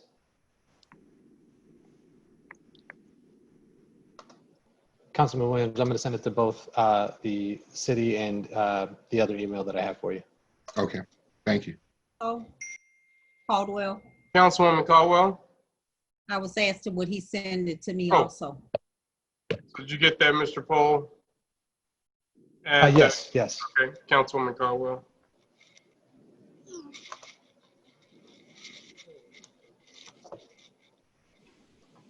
Has it been sent? I'm sending it right now. Okay. So as I indicated, CPO 2020-38 has already been added to tonight's agenda. And so I'm assigning it to the Public Safety Committee. So it's in your hands, Councilman Williams.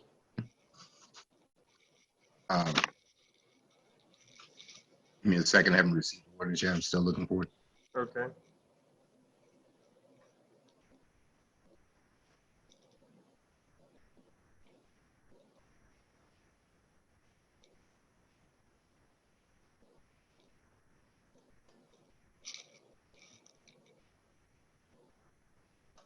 And we are going to review this and pass it with plans tonight, sit into committee. I believe that's the indication. Councilwoman Atkins made a motion, and I think she indicated that she would like to attempt to pass it on all three readings. At this time, we're just assigning it to the committee. We've already added it to the agenda on first reading, and so now we're just going through the committee assignment process. Okay.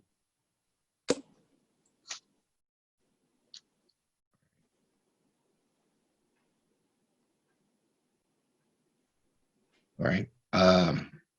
I move for passage, but we're going to assign it to the Public Safety Committee first, correct? Right.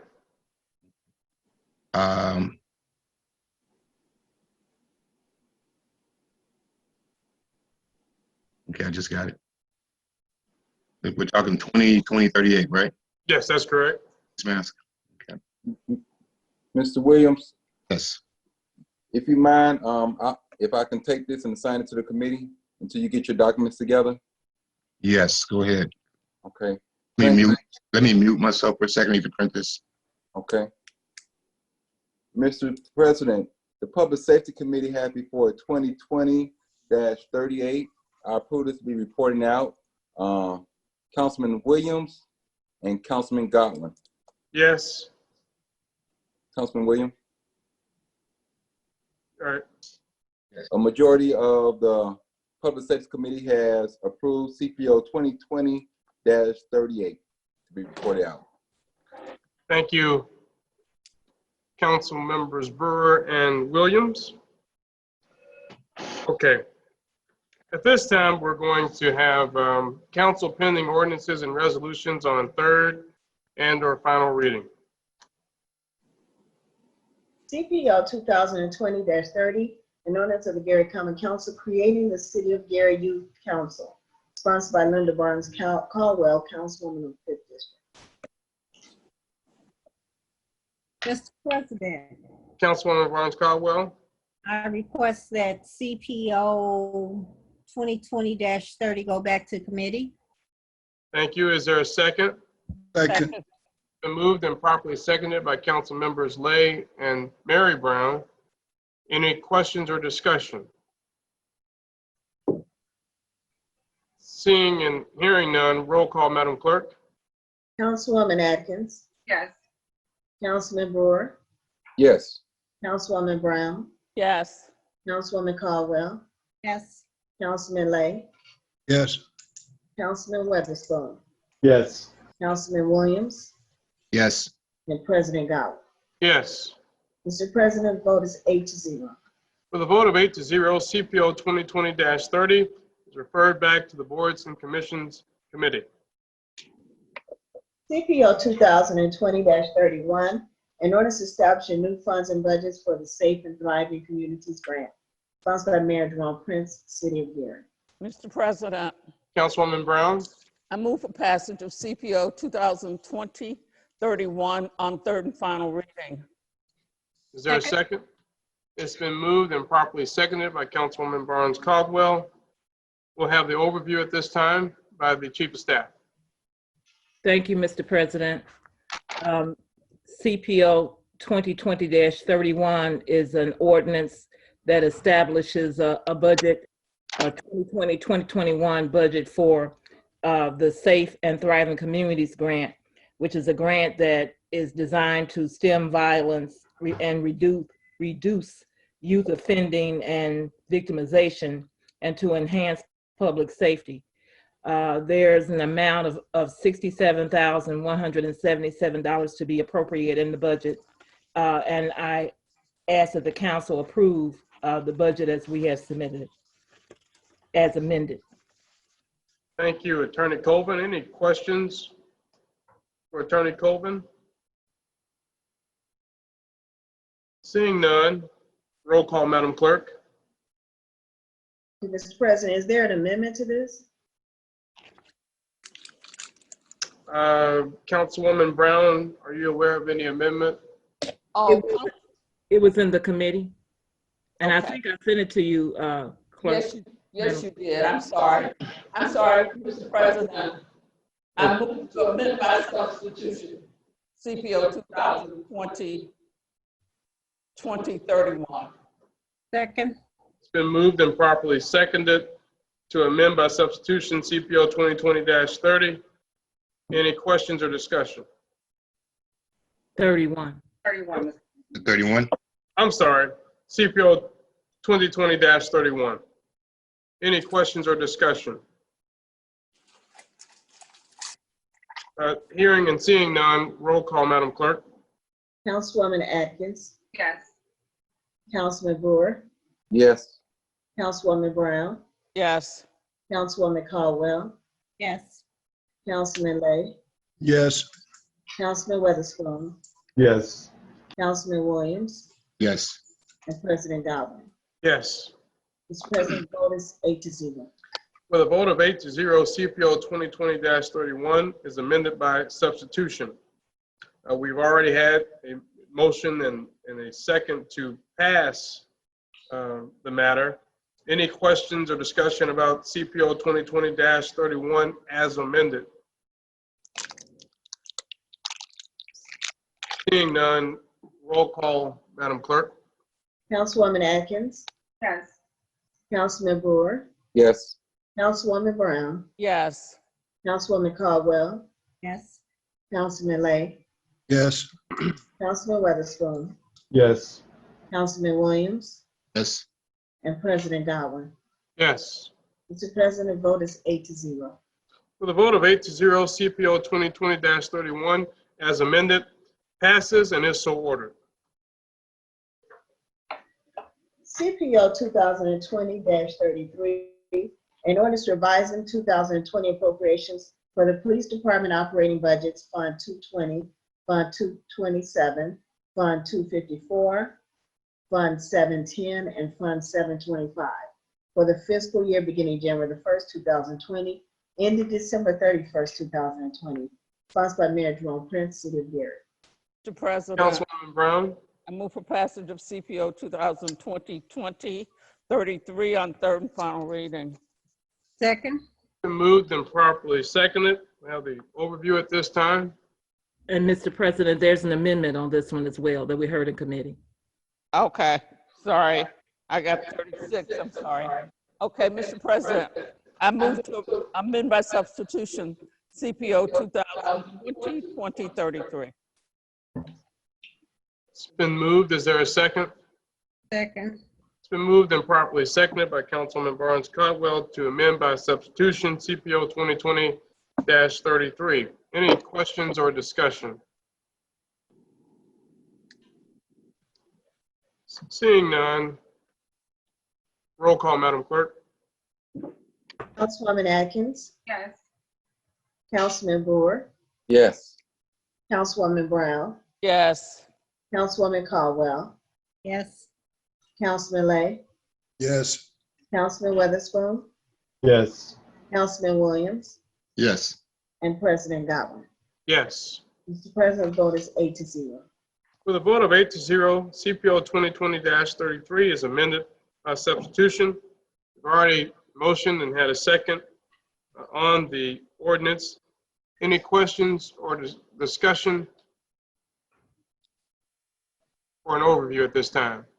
Okay. Mr. President. Thank you. Okay. CPO 2020-33 is an ordinance establishing budgets for several police department budgets, such as the Law Enforcement Training Fund, confiscated cash, asset forfeiture.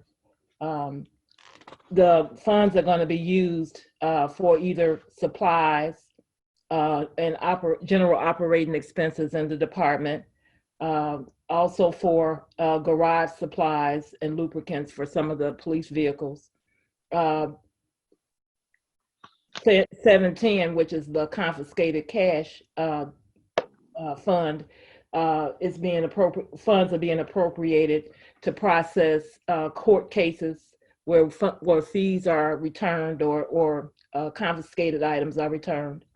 725 is for equipment for the department, and 227, which is the training fund, is being appropriated for training for law enforcement officers. So I'm asking that the council approve these budgets. Thank you, Attorney Colvin. Any questions or discussions for Attorney Colvin or on this ordinance as amended by substitution? Seeing and hearing none, roll call, Madam Clerk. Councilwoman Atkins, Yes. Councilman Brewer, Yes. Councilwoman Brown, Yes. Councilwoman Caldwell, Yes. Councilman Lay, Yes. Councilman Weatherspoon, Yes. Councilman Williams, Yes. and President Godwin. Yes. Mr. President, the vote is 8-0. With a vote of 8-0, CPO 2020-33 as amended passes and is so ordered. CPO 2020-34, an ordinance establishing the JAG grant budget for the fiscal year 2020, sponsored by Mayor Jerome Prince, City of Gary. Mr. President, Councilwoman Brown, I move for passage of CPO 2020-2034 on third and final reading. is there a second? Second. It's been moved and properly seconded by Councilwoman Atkins. We'll have the overview at this time. Mr. President, this is an ordinance for the police department establishing a budget for a justice assistance grant that will be used to purchase SWAT equipment as well as furniture and other necessary items at the Gary Police Department. And I'm requesting that the council approve these budgets. Thank you, Attorney Colvin. Any questions for Attorney Colvin or on this ordinance as amended? No, on this ordinance, we didn't amend it. I don't see anyone with any questions. Of course, we already discussed this in committee. Roll call, Madam Clerk. Councilwoman Atkins, Yes. Councilman Brewer, Yes. Councilwoman Brown, Yes. Councilwoman Caldwell, Yes. Councilman Lay, Yes. Councilman Weatherspoon, Yes. Councilman Williams, Yes. and President Godwin. Yes. Mr. President, the vote is 8-0. With a vote of 8-0, CPO 2020-34 passes and is so ordered. CPO 2020-36, an ordinance advising the Indiana Department of Corrections grant budget for the fiscal 35. Could skip 35. Yeah. Yep. CPO 2020-35, an ordinance revising the STD grant budget for the fiscal year beginning April 1st, 2020, ending March 31st, 2021, sponsored by Mayor Jerome Prince, City of Gary. Mr. President, Councilwoman Brown, I move for passage of CPO 2020-2035 on third and final reading. Second. it's been moved and properly seconded by Councilwoman Barnes Caldwell. We'll have the overview at this time. Mr. President, 2020-35 is an ordinance reviving the budgets for the Gary Health Department's STD grant for the purchase of equipment, namely computers and laptops. I'm requesting that the council approve the ordinance. Any questions or discussion for Attorney Colvin? Seeing and hearing none, roll call, Madam Clerk. Councilwoman Atkins, Yes. Councilman Brewer, Yes. Councilwoman Brown, Yes. Councilwoman Caldwell, Yes. Councilman Lay, Yes. Councilman Weatherspoon, Yes. Councilman Williams, Yes. and President Godwin. Yes. Mr. President, the vote is 8-0. With a vote of 8-0, CPO 2020-35 passes and is so ordered. CPO 2020-36, ordinance advising Indiana Department of Corrections grant budget for the fiscal year beginning November 1st, 2019, ending October 31st, 2020, sponsored by Mayor Jerome Prince, City of Gary. Mr. President, Councilwoman Brown, move for passage of CPO 2020-2036 on third and final reading. Second. been moved and properly seconded by Councilwoman Barnes Caldwell. We'll have the overview at this time. Mr. President, this ordinance 2020-36 revises the Indiana Department of Corrections grant budget for the Commission for Women's Department. They are appropriating $5,000 for the purchase of refrigerators and stoves for the shelter. Thank you, Attorney Colvin. Any questions or discussion about this ordinance? Seeing and hearing none, roll call, Madam Clerk. Councilwoman Atkins, Yes. Councilman Brewer, Yes. Councilwoman Brown, Yes. Councilwoman Caldwell, Yes.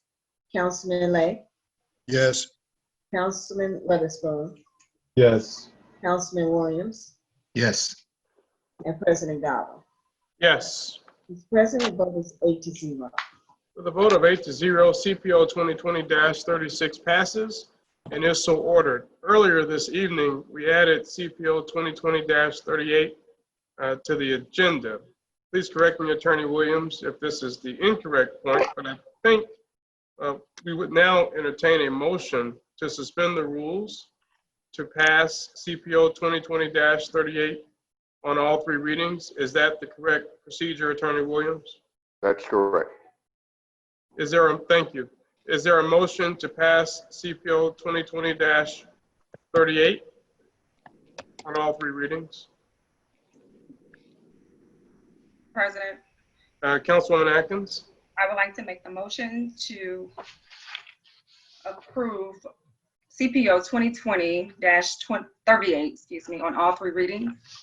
Second. It's been moved and properly seconded by Councilwoman Brown and Councilman Brewer.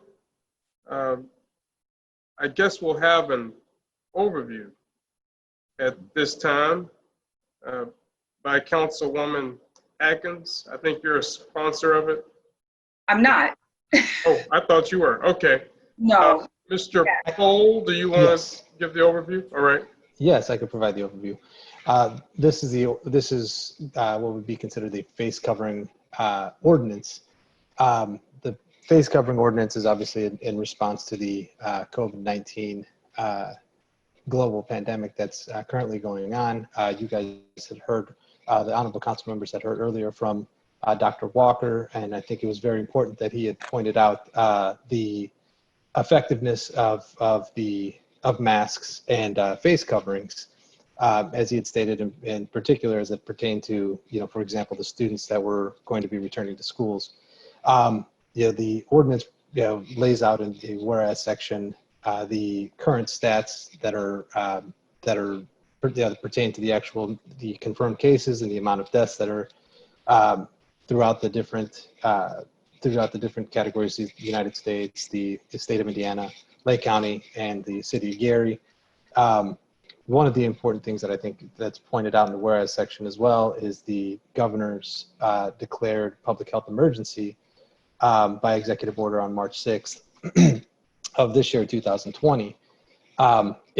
In the governor's order, he had indicated that the cities could be more restrictive than the orders of the executive order of the governor as well. Therein lies the authority of the council to essentially regulate some of these masks. The masks mandates, or is what they're being called. As of, I think, yesterday, July 20th, 2020, you had the Lake County Health Department that also issued an order that applies to all Lake County municipalities except for Gary and East Chicago, because we, for example, have our own health department that would require all persons that are inside businesses or other indoor public spaces to wear a mask or face covering that would cover the mouth and the nose to stop the emission of droplets, which essentially helps stop the spread of COVID-19. As such, this ordinance seeks to basically follow suit for the city of Gary. What this ordinance mandates would be that all persons in enclosed places that are open to the public and city buildings within the city of Gary, they're going to be required to wear face coverings or masks that completely conceal the nose and the mouth to prevent those droplets from emitting from their nose or mouth at all times when social distancing of at least 6 feet cannot be maintained. There are, in the second paragraph of Article 1, there are the exceptions for that mandate. That would include individuals that are under the age of 2, that are incapacitated, or individuals that cannot remove a mask without assistance.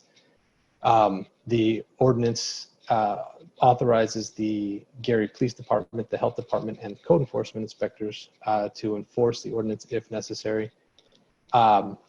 The Gary Police, it also authorizes the Gary Police to expel a person from city-owned property if the person fails to comply with the ordinance. It authorizes owners and managers of public places or establishments to have the authority to expel persons from public places or their establishments if the person fails to comply with the face covering requirement. It requires managers or owners of public places, establishments to place in a conspicuous location a sign that notifies individuals of the face covering requirement. And then it also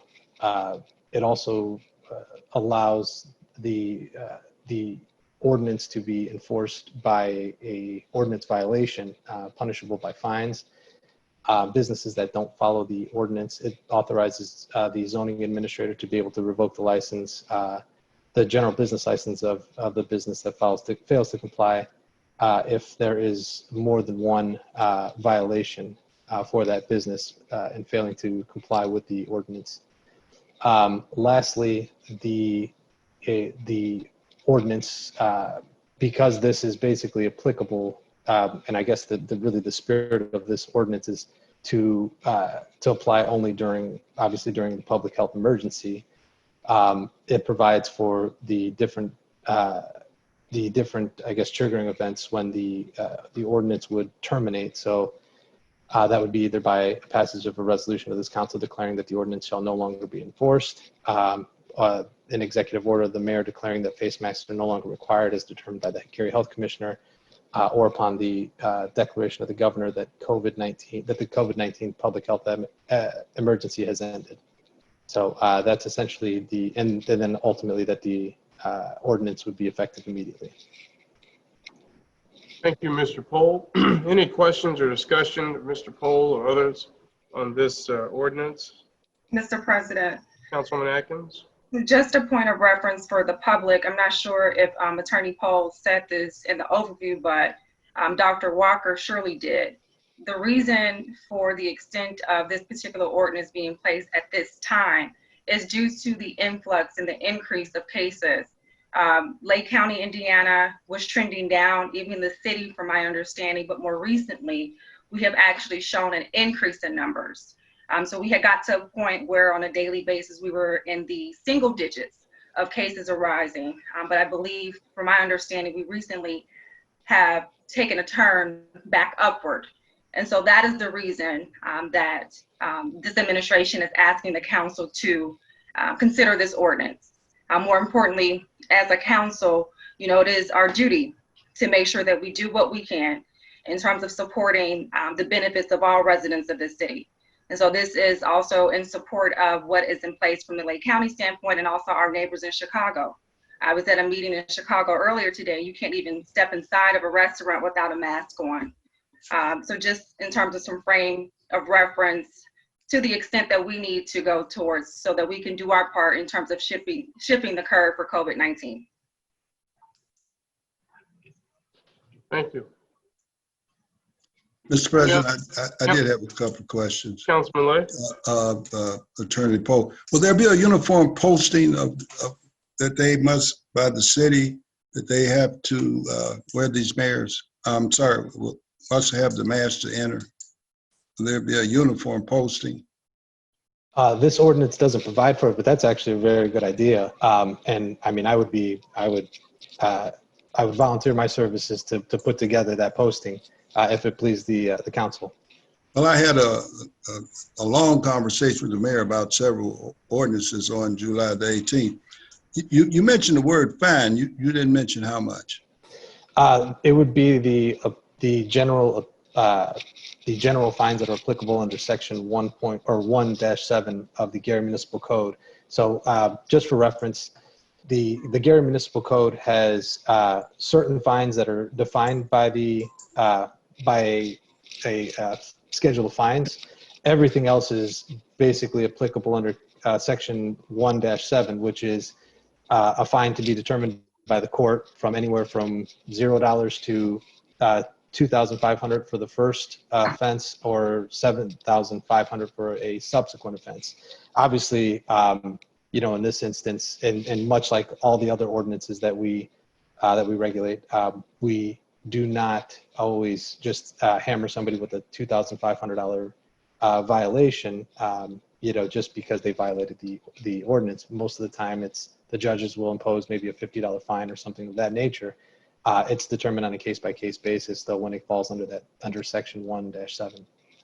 I think you should probably take a look at that. I don't believe the court's jurisdiction exceeds 6,000. I don't think you can go to 7,500. Let me ask another question so I'm clear. And like I said, I had an extremely long conversation with the mayor. We agreed at the end of the telephone conversation. I just want to make sure the writing is the same. If a person is just walking down the street, can they be stopped by this ordinance and in any way fined or any kind of sanctions? No, this applies to only enclosed places. So what the objective of this ordinance would be to ensure that businesses that allow or that have indoor facilities that people are going into, particularly in the summer right now, where air conditioning is being run, air is being circulated within inside of a building. That is what this ordinance is really targeting, is the indoor facilities. Now, one last question. When he and I talked, will you be notified? In other words, we're going to, I assume, pass this on all three readings. But as I understand, it's effective tomorrow. Is that correct? It's effective immediately. That's correct. Okay, tomorrow, immediately, tonight. When will the business be given an opportunity to be posted? I'm not going to mention the name of the business, but I walked into a business yesterday. Nobody other than me was wearing a mask. There was no posting on the door that you had to wear the mask. I will be more than happy to, once we're offline, to tell you where that business is located, because I did suggest to them that it would be necessary for them to require the customer to wear the mask. So I'll give you that. But somehow we got to tell them or notify them very quickly, because all businesses are not posted that way. That's why it's for uniform posting. Absolutely, and I'll definitely make sure to work with the mayor in order to and zoning and see what lists we can get together, what contact information for a lot of these businesses to get it out as soon as possible, as well as press releases and posting obviously the stuff online on our website, as far and wide as possible, because this is obviously a very, very serious issue. Oh, I agree. What about the availability of masks? Will these masks be made available by government? In other words, if they want to enter and I think in most cases the public buildings now, let's say they wanted to enter the public safety building, would they then be provided a mask? There are some people that cannot afford to buy these masks. They don't know how to go about getting them. Would they be given a mask as they enter the building?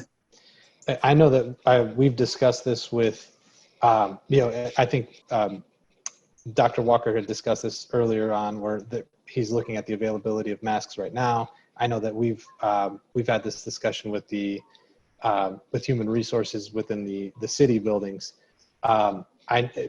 There is obviously an issue with access to government services, and we would want to ensure that just because somebody didn't have a mask, they weren't going to be appropriately that they wouldn't be appropriately provided services. For example, I know that the police department is already providing masks at the public safety building, so I would think, I'm fairly certain that we are covered, but it is a conversation that I definitely will bring up with the different government facilities, just to ensure that we're not denying anybody for, the lack of ability to have a, to have a mask. This is more geared towards the, individuals that are failing to, or not failing, but unwillingly complying with the ordinance. Right. The mayor and I had I made a recommendation. We seem to have agreed. Somehow he had masks that was left over from Mr. Wilson, and he may acquire some others, but certainly I think that these masks must be made available, certainly for sure at all public buildings, if you're going to restrict the access. Yes, yes. And we have Thank been you, making them thank you, Mr. available, President. Attorney Lay. I'm sorry? We've been making them available to the Right. other city facilities, yes. Okay, thank you. Thank you. I have a couple questions as it relates to the expiration of this. Page 3, Section 8, paragraphs A and C. It says that a passage of a resolution of this council declaring that this ordinance should no longer be enforced. So shouldn't it be an ordinance, or we would repeal this ordinance? It wouldn't seem that a resolution would be sufficient to declare the ordinance to no longer be enforced. Well, Would we be in fact repealing this ordinance to make it no longer enforceable? that's a very, very good question. And the reason that I crafted it as such was basically to kind of, we don't know how long COVID-19 is going to go on. And to repeal an ordinance, to, maybe have to, again, reinstitute it again, to repeal it again. The way that I looked at this would be, if by a passage of a resolution, it didn't have the same effect. It essentially, put it on, how should I say this? It seemed as if that would be an announcement from the council that this is no longer a public health emergency that would require the enforcement of the ordinance, as opposed to a full-on repeal. Then later on, if we had to reinstitute the ordinance again or reenact the ordinance again. However, I mean, this is obviously a decision that the council could make. I just wanted to ensure, or to explain why I had crafted that as such. Mr. President, Councilman Lay? I agree with you. We get in these arguments. If it's in there by an ordinance, we should repeal it by an ordinance. If we can pass it on all three readings creating the law, we certainly can pass on all three readings repealing the law, because it would no longer be needed. So I believe it should be, as you suggested, a repeal by ordinance. We get rid of the law that way, not with the resolution. Because that's the way we're creating it. I think that would be consistent for filing also. So I think that portion should, wherever you have this resolution, and I tried to read it from a telephone, but I couldn't see it all. Now, I thank you, Mr. Poe, for sending it ahead of everyone else. But no, I think it absolutely should be ordinance. Okay. And like I said, it'd be easy to repeal it on all three readings. And just thank you, Councilman Lay. And just lastly, just for my own clarification, 8C says it could also be expire if the governor declares that the COVID-19 public health emergency has ended. And my question is, what does that look like? For example, right now, his order, as I understand it, has been extended through early August. So if for some reason it's not extended beyond early August, and does that mean this ordinance is no longer in existence? Yeah, the way that the reasoning here was that essentially the spirit of this ordinance came from the idea that there was a public health emergency that had to be addressed. Therefore, if the public health emergency was declared expired, then the need for the masks would essentially, or the authority essentially would expire with that. Being that this ordinance, the authority from that executive order, which stated that the cities could regulate in a more stringent way than the governor had ordered. So that was why I had included that. But again, if the council would prefer that this would only be repealable by the council, I have no problems changing that. I mean, it makes sense. So, Mr. President, I guess Councilman Lay. I agree with you. We should strike that. What about the governor? In other words, we can do the necessary research, either through a member of the council or our attorney Williams. So again, since it's our law, we should be the one to decide it is no good, based upon our research and based upon notification from the governor. And that way it's crystal clear we have, we have repealed it. In other words, let all of the repeal be in the council, nowhere else.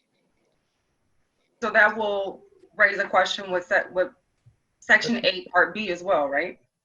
Well, whatever the president has mentioned, I think I'm agreeing with them. I'm saying strike the one President where. is B. So President Godwin. Yeah, so it says, B says an executive order of the mayor declaring that face masks are no longer required as determined by the Gary Health Commissioner. Strike that one. Right. So I think that basically the ordinance functionally would end by our own repeal of it, since this is not something we plan on doing for the next 100 years. Or I suppose if we were superseded by an order of the governor, right, to say that we didn't have the authority to regulate businesses and people in this way, should his executive order stop or he issues some different order. So I think it would stop by our action or by an action of a power higher than us as it relates to it. So I think we should perhaps just strike paragraph 8 altogether, which has these 3 scenarios in which the ordinance would expire. What are your thoughts on that, Mr. Pohl? You drafted it. No, I don't disagree. I think if that is the pleasure of the council, I think that is, I think that's a good understanding of the ordinance, how it would work. Any ordinance can be repealed upon 3 readings of the council, as Councilman Lay had pointed out. So, yeah, I mean, when you break it down like that, I mean, it becomes a superfluous section of it. So, I mean, if the council's pleasure is to strike all of 8, I have no issue with that whatsoever. Well, it looks like we're going to have to, if we intend to pass it on all 3 readings, we're going to have to entertain a verbal. Mr. President, one other thing I would like to ask, I know it was brought up by Councilman Lay about the timing of this and getting notifications out to the business. I would just ask that this ordinance is not taking place to this Friday. That way you're getting plenty of notice out that this is a new law that the council has put in place. The mandate is already out by the mayor. People are aware of it, but when you talk about the fine part of it, I believe it puts all parties on guard what they need to do. So we would say that the effective date would be Friday, July 24th. That's part of the motion, yes. So perhaps I think we should entertain a motion to strike paragraph 8 of this ordinance. I'm going to get in trouble. And insert Friday, July 24th, 2020 in place of immediately under Article 2 effective date. And really, that shouldn't be Article 2, that should be Article 3. Yep. Because Article 2 is severability. Yep. So. Moved, Mr. President. It's been moved and properly seconded by Councilman Brewer to make the aforementioned changes to this ordinance. Any questions or discussion? Seeing none, roll call, Madam Clerk. Councilwoman Atkins. Yes. Councilman Brewer. Yes. Councilwoman Brown. Yes. Councilwoman Caldwell. Yes. Councilman Lay. Yes. Councilman Weatherspoon. Yes. Councilman Williams. Yes. And President Godwin. Yes. Mr. President, the vote is 8-0. With a vote of 8-0, CPO 2020-38 is amended, as aforementioned. And I will just request that Mr. Pohl, once these, assuming this passes on all 3 readings, once this ordinance as amended is finalized, that it be circulated to all the council members, and I will sign it within a 24-hour period after that circulation. And I will entertain any questions or concerns that people have about the way in which the document was amended vis-a-vis our verbal understanding this evening. So it's been moved and properly seconded to pass CPO 2020-38 now as amended. I think we've already had an overview. Any questions or discussion about passing this on all 3 readings? As a reminder, this requires a unanimous vote, which would mean 8 votes of those who are present this evening in order for it to pass on all 3 readings. Any questions or discussion? Seeing and hearing none, roll call, Madam Clerk. Councilwoman Atkins, Yes. Councilman Brewer, Yes. Councilwoman Brown, Yes. Councilwoman Caldwell, Yes. Councilman Lay, Yes. Councilman Weatherspoon, Yes. Councilman Williams, Yes. and President Godwin. Yes. Mr. President, the vote is 8-0. With a vote of 8-0, CPO 2020-38 as amended passes on all 3 readings and is so ordered. No, Mr. President, all we did was authorize it to be on all 3 readings. You now have to ask for a vote on the ordinance itself as amended. But you didn't. Okay. Okay. Attorney Williams, that's what I'm supposed to do? Just confirming? Yes, because the first vote was to make the additions and subtractions, so yes. Now So we've already voted on amending it.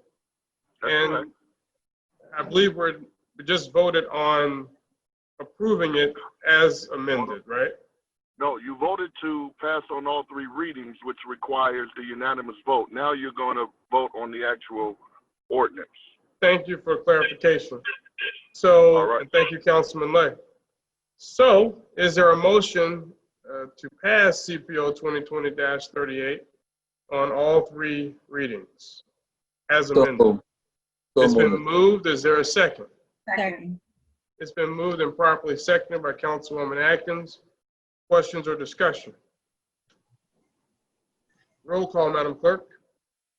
Councilwoman Atkins, Yes. Councilman Brewer, Yes. Councilwoman Brown, Yes. Councilwoman Caldwell, Yes. Councilman Lay, Yes. Councilman Weatherspoon, Yes. Councilman Williams, Yes. and President Godwin. Yes. Mr. President, the vote is 8-0. With a vote of 8-0, CPO 2020-38 as amended passes on all 3 readings and is so ordered. CPO 2020-37, an ordinance amending Title 15 entitled Land Use, Chapter 123 entitled Zoning Code of the Code of Ordinances of the City of Gary, Indiana. Petitioner, Payday Group Check and Real Estate Incorporated, 5700 Melton Road, Gary, Indiana, property 617 West Ridge Road, Gary, Indiana. Councilman Brewer. Mr. President, I would ask if we can do all the planning and development all together, if there's no objection by any council members. Yes, sir.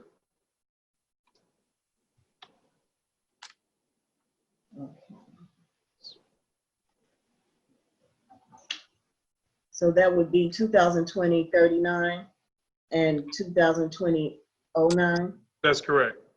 Yes. CPO 2020-39, an amendment to the Community Benefits Agreement Ordinance, sponsored by Councilman Cloris Lay and Mayor Jerome Prince, City of Gary. Did we get all of them? And CPR 2020-09, a resolution of the Common Council of the City of Gary regarding climate resilience and recovery, sponsored by Mayor Jerome Prince, City of Gary. Thank you, Madam Clerk. Mr. President, the Plan Development Committee has before 2020-3709 and CPR 2020-39. That's CPR or CPO? CPO. CPO 2020-39. It's going to the Plan Development Committee. That will be July the 28th at 5:30 p.m. Thank you, Councilman Brewer. It's been moved and properly seconded. Mr. President, Councilman Barnes Caldwell. Boards and commissions needs to come back to a committee meeting on the 28th of July. What time is your meeting, Councilman Brewer? Let me finish up. We didn't do a vote on Yeah, that. we need to vote on, we need to vote on those. So So let me rephrase my motion there. Make a motion to move CPO 2020-3739 and CPO 2020-09 to the Planning and Development Committee. That will be July the 28th at 5:30 p.m. That's my motion. thank you. Is there a second? Second. Been moved and properly seconded. Any questions or discussion? Seeing none, roll call, Madam Clerk. Councilwoman Atkins, Yes. Councilman Brewer, Yes. Councilwoman Brown, Yes. Councilwoman Caldwell, Yes. Councilman Lay, Yes. Councilman Weatherspoon, Yes. Councilman Williams, Yes. and President Godwin. Yes. Mr. President, the vote is 8-0. For the vote of 8-0, CPO 2020-37, CPO 2020-09, and CPO 2020-39 pass on second reading with a Planning and Development Committee meeting to be held on July 28th, 2020 at 5:30 p.m. via Zoom. Councilman Williams. I'm sorry. Madam Clerk, you can proceed. I'm sorry. CPR 2020-08, a resolution by the Gary Common Council calling on Indiana Governor Eric J. Holcomb to initiate a more robust and compassionate program for the early release of non-violent incarcerated persons for vulnerable persons most vulnerable to the COVID-19 pandemic. Sponsored by Cozy Weatherspoon, Councilman of the 2nd District, White Williams, Councilman of the 6th District. President, Councilman Williams. I move to set a public hearing for CPR 2020-8 at 6 o'clock, July 28th at the Cleo Western Lounge. Okay, it'll probably be via Zoom. Via Zoom, yes, sir. Oh, I'm sorry. Yes, via Zoom. All right, thank you, sir. It's been moved. Is there a second? Second. It's been moved and properly seconded by Councilman Brewer. Any questions or discussion? Roll call, Madam Clerk. Councilwoman Atkins, Yes. Councilman Brewer, Yes. Councilwoman Brown, Yes. Yes. Caldwell, Yes. Councilman Lay, Yes. Councilman Weatherspoon, Yes. Councilman Williams, Yes. and President Godwin. Yes. Mr. President, the vote is 8-0. With a vote of 8-0, CPR 2020-08 passes on second reading with a Public Safety Committee hearing to be held on July 28th, 2020 at 6 o'clock p.m. via Zoom. Mr. President, is pending ordinance and resolutions on second reading. Thank you, Madam Clerk. At this time, we will have our mayor's report. I'm sorry, Councilman Barnes Caldwell. Boards and commissions needs to have a committee meeting July the 28th at 6:30 on ordinance CPO 2020-30. And I just have a question on that, because our last committee meeting, we were supposed to come back and bring all the paperwork. And I'm just really confused right now because I heard it come out of your mouth that you gave Councilman Lay the go ahead to write a new ordinance. Did I hear that wrong? Yes, you heard it wrong. Did I? Okay. I was gonna, whatever we do, President Godwin, after I called him and indicated I would attempt to set up a page program that may be considered better. And I mentioned that in the first meeting. I had a long conversation with the mayor. He understood what was going on. I had a similar conversation with the chief of staff. What I'm going to bring is a recommendation back to you. I'm not sure why that's being lost here. I don't know, because that's what I heard, Councilman Lay, but we were supposed No, I told you it's coming back to you, ma'am. It's coming back to you. It's going to come on the 28th. There's no ordinance here. We don't have an ordinance. I'm going to come back and suggest a change. If you and the council decide you don't want these students taught, Robert Rules of Orders, taught about government, participatory government, where they get credit for attending the program, both at the state level and possibly, if not college credit, they will receive a certificate from a university, then we won't do this one. We will allow what we're doing now to stay in place. What they're doing now, I do not understand. The only thing I've ever heard it is being coordinated. I assume maybe something that Mr. Booz or Mr. Reed, they're teaching them something. That's the only difference. They would still be part of the council. Currently, it's going to be very difficult for them to attend meetings if we're doing it by Zoom. As I indicated, they would be asked, their schools would be asked respectively to provide computers so they could participate in Zoom meetings, if this is what the council desires. If they do not have computers, then as I indicated, Spectacle, I've talked to Mr. Keeler, he said he would assist me in getting the ones that don't have computers. We're talking about 9.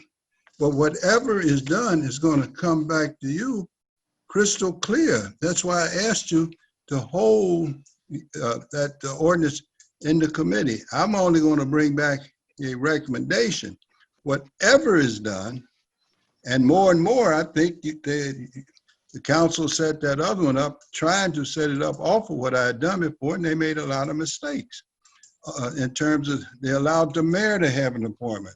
He does not seem to necessarily desire this appointment over the clerk, the judge. So again, and I also have discussed this program with the judge. I believe she is favorable toward what I'm talking about. But again, ultimately, the council is going to vote. You're going to get an opportunity to decide, boards and commissioners, if you're going to accept student A.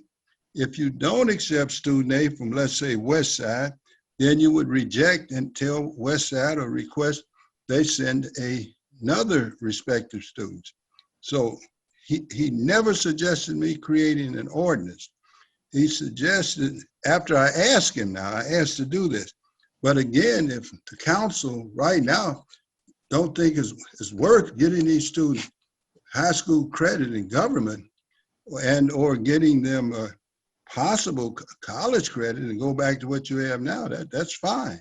That'll save me a lot of time. It's a great deal of effort has been put in and a great deal more effort. We're going to do this through Zoom. We're going to put it on channel 4. We're going to put it on channel 21. They will have an opportunity to engage in conversation with the mayor, Representative Earl Harris.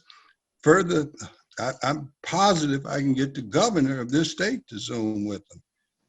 So that's why I wanted to get back to you, and I will explain it again and get you what I would, hopefully you would agree to, at least at the committee level. If you don't, then, so I wasted a little time.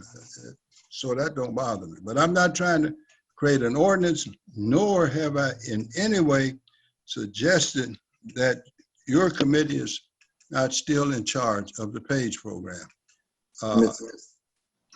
In no way. So again, if the council don't want to consider what is coming to them, I think that does not make sense.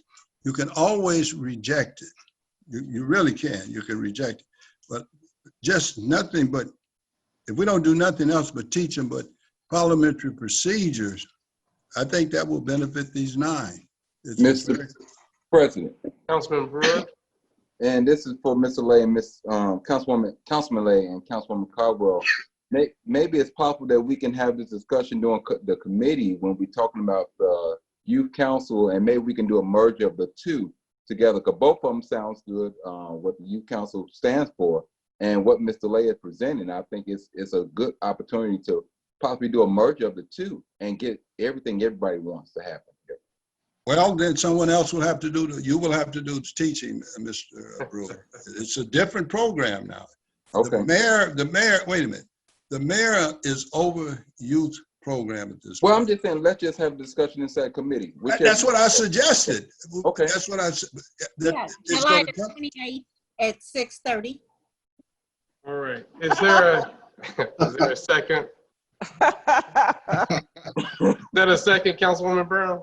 Yes. All right, so it's been moved and properly seconded by Councilwoman Brown. Again, this is for a boards and commission meeting to discuss CPO 2020-30 at 6:30 p.m. on July 28th via Zoom. Any questions or discussion? All right, roll call, Madam Clerk.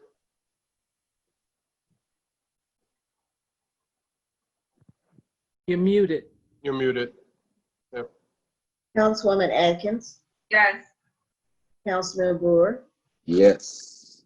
Councilwoman Brown, Yes. Councilwoman Caldwell, Yes. Councilman Lay, Yes. Councilman Witherspoon, Yes. Councilman Williams, Yes. and President Godwin. Yes.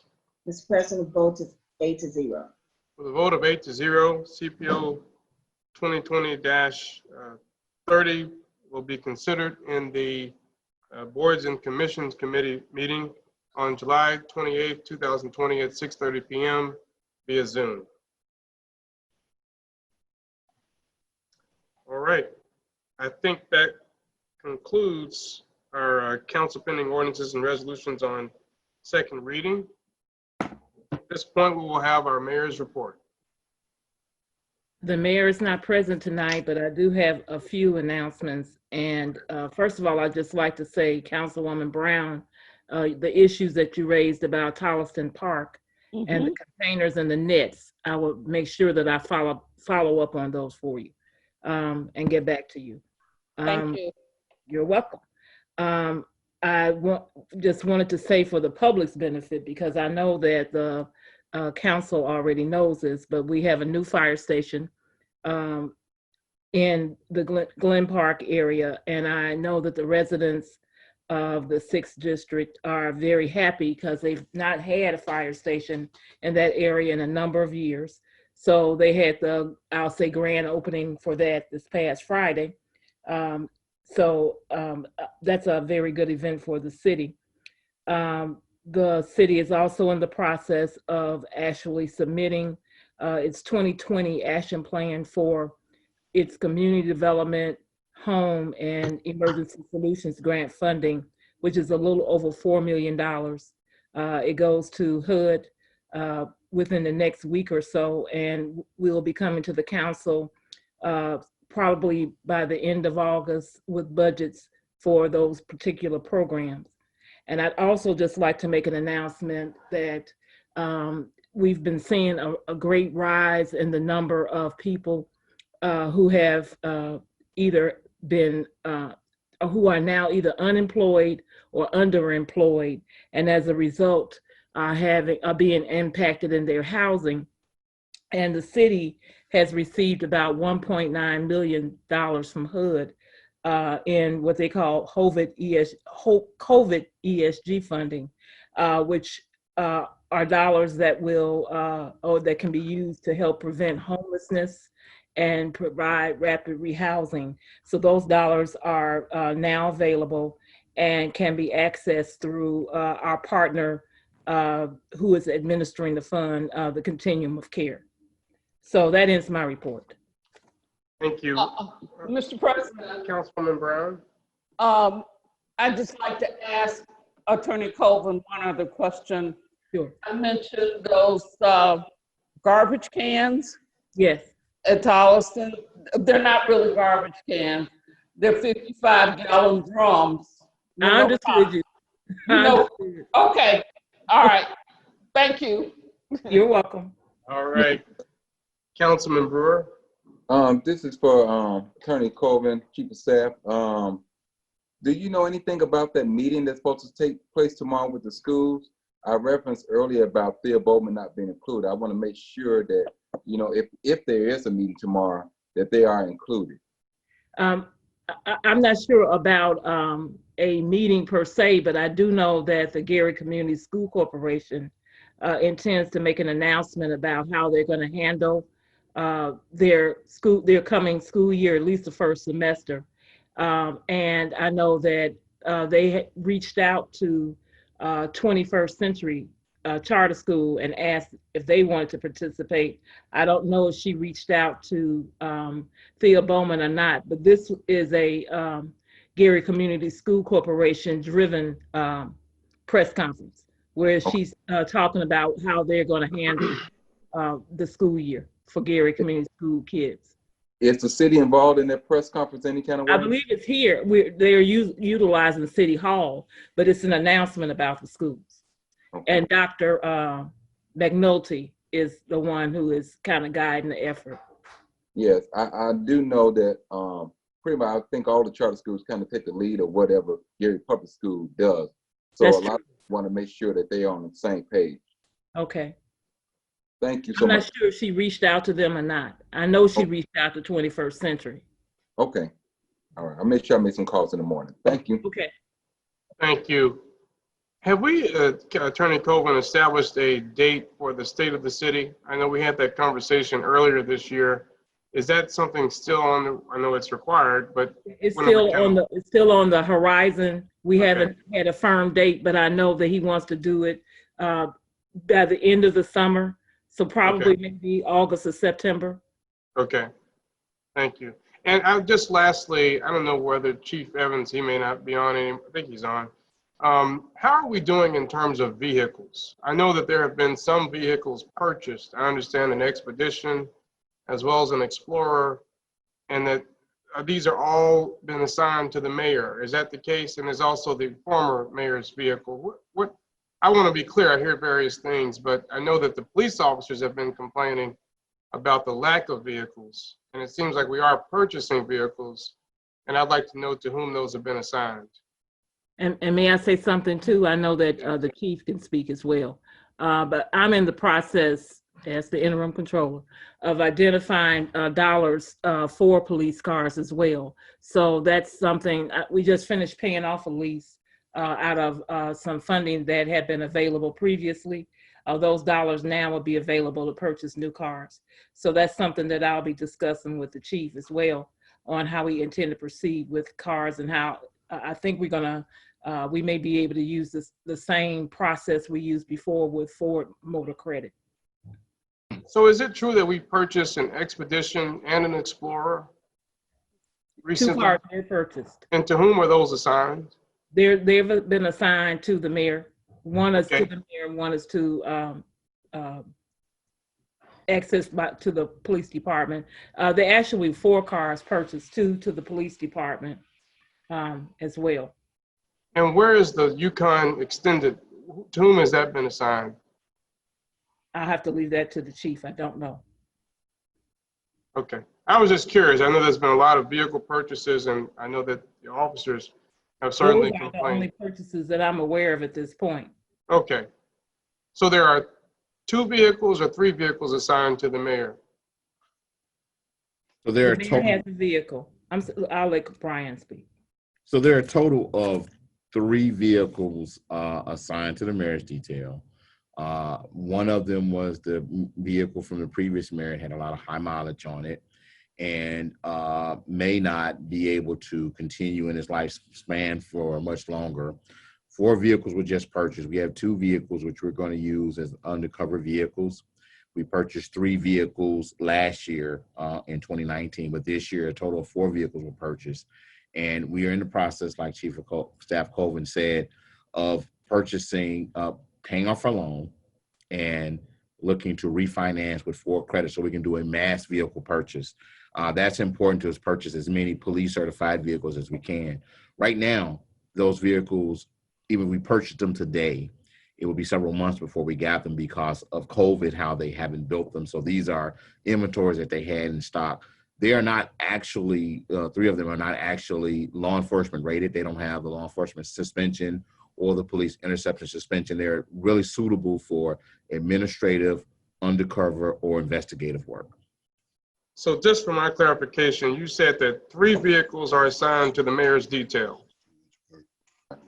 Yes, yes. Okay, thank you. Yukon, and 2 other vehicles. Any other questions of city officials? I did have a statement, Mr. President. Councilman Lay? Um, um, Attorney Colvin, you can mention to the mayor that I may not need that $250 that I sort of attempted to strong arm out of him on Saturday morning for the PAGE program.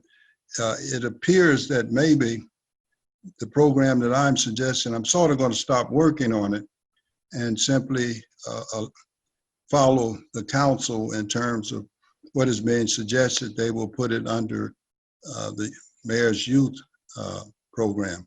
It's too much work, and too much work has been done on it to continue. So I will cease to do that and let the council have the program they previously had in previous years.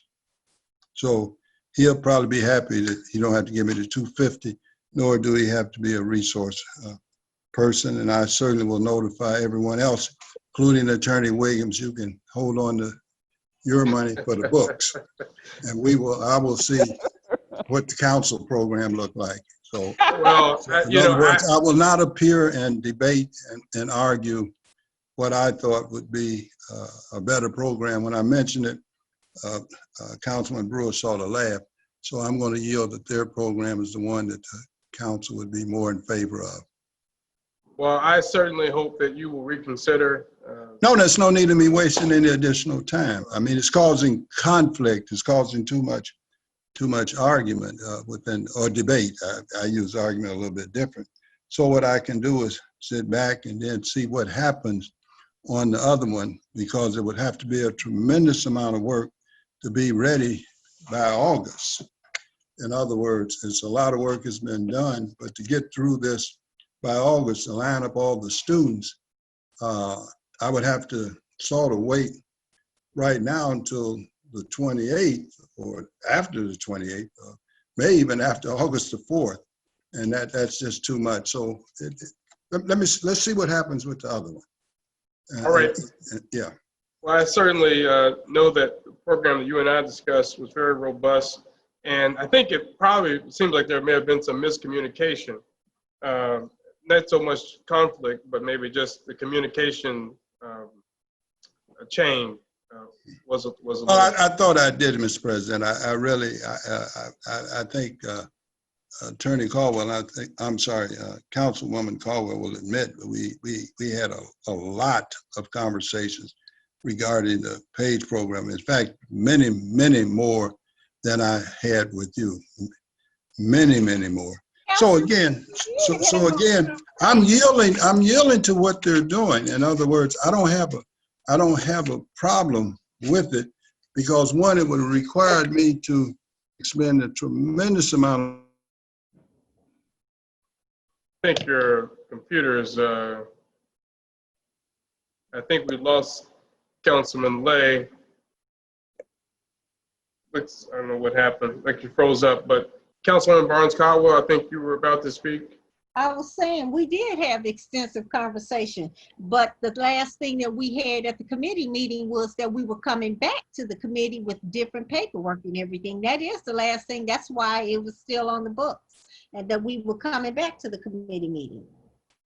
Right, and I understand that, and I think it was kind of lost in translation, but I think we can all work it out at the committee meeting and make sure that we have what's best for everybody to make it work. Okay. All right. Any other folks with questions for the administration? All right. I think we have done a lot of business tonight. We've certainly had a productive meeting, and our next meeting will be on Tuesday, August 4th, 2020. Thank everyone for your participation. Is there a motion to adjourn? So moved. Stand adjourned. Have a good evening. Thank you.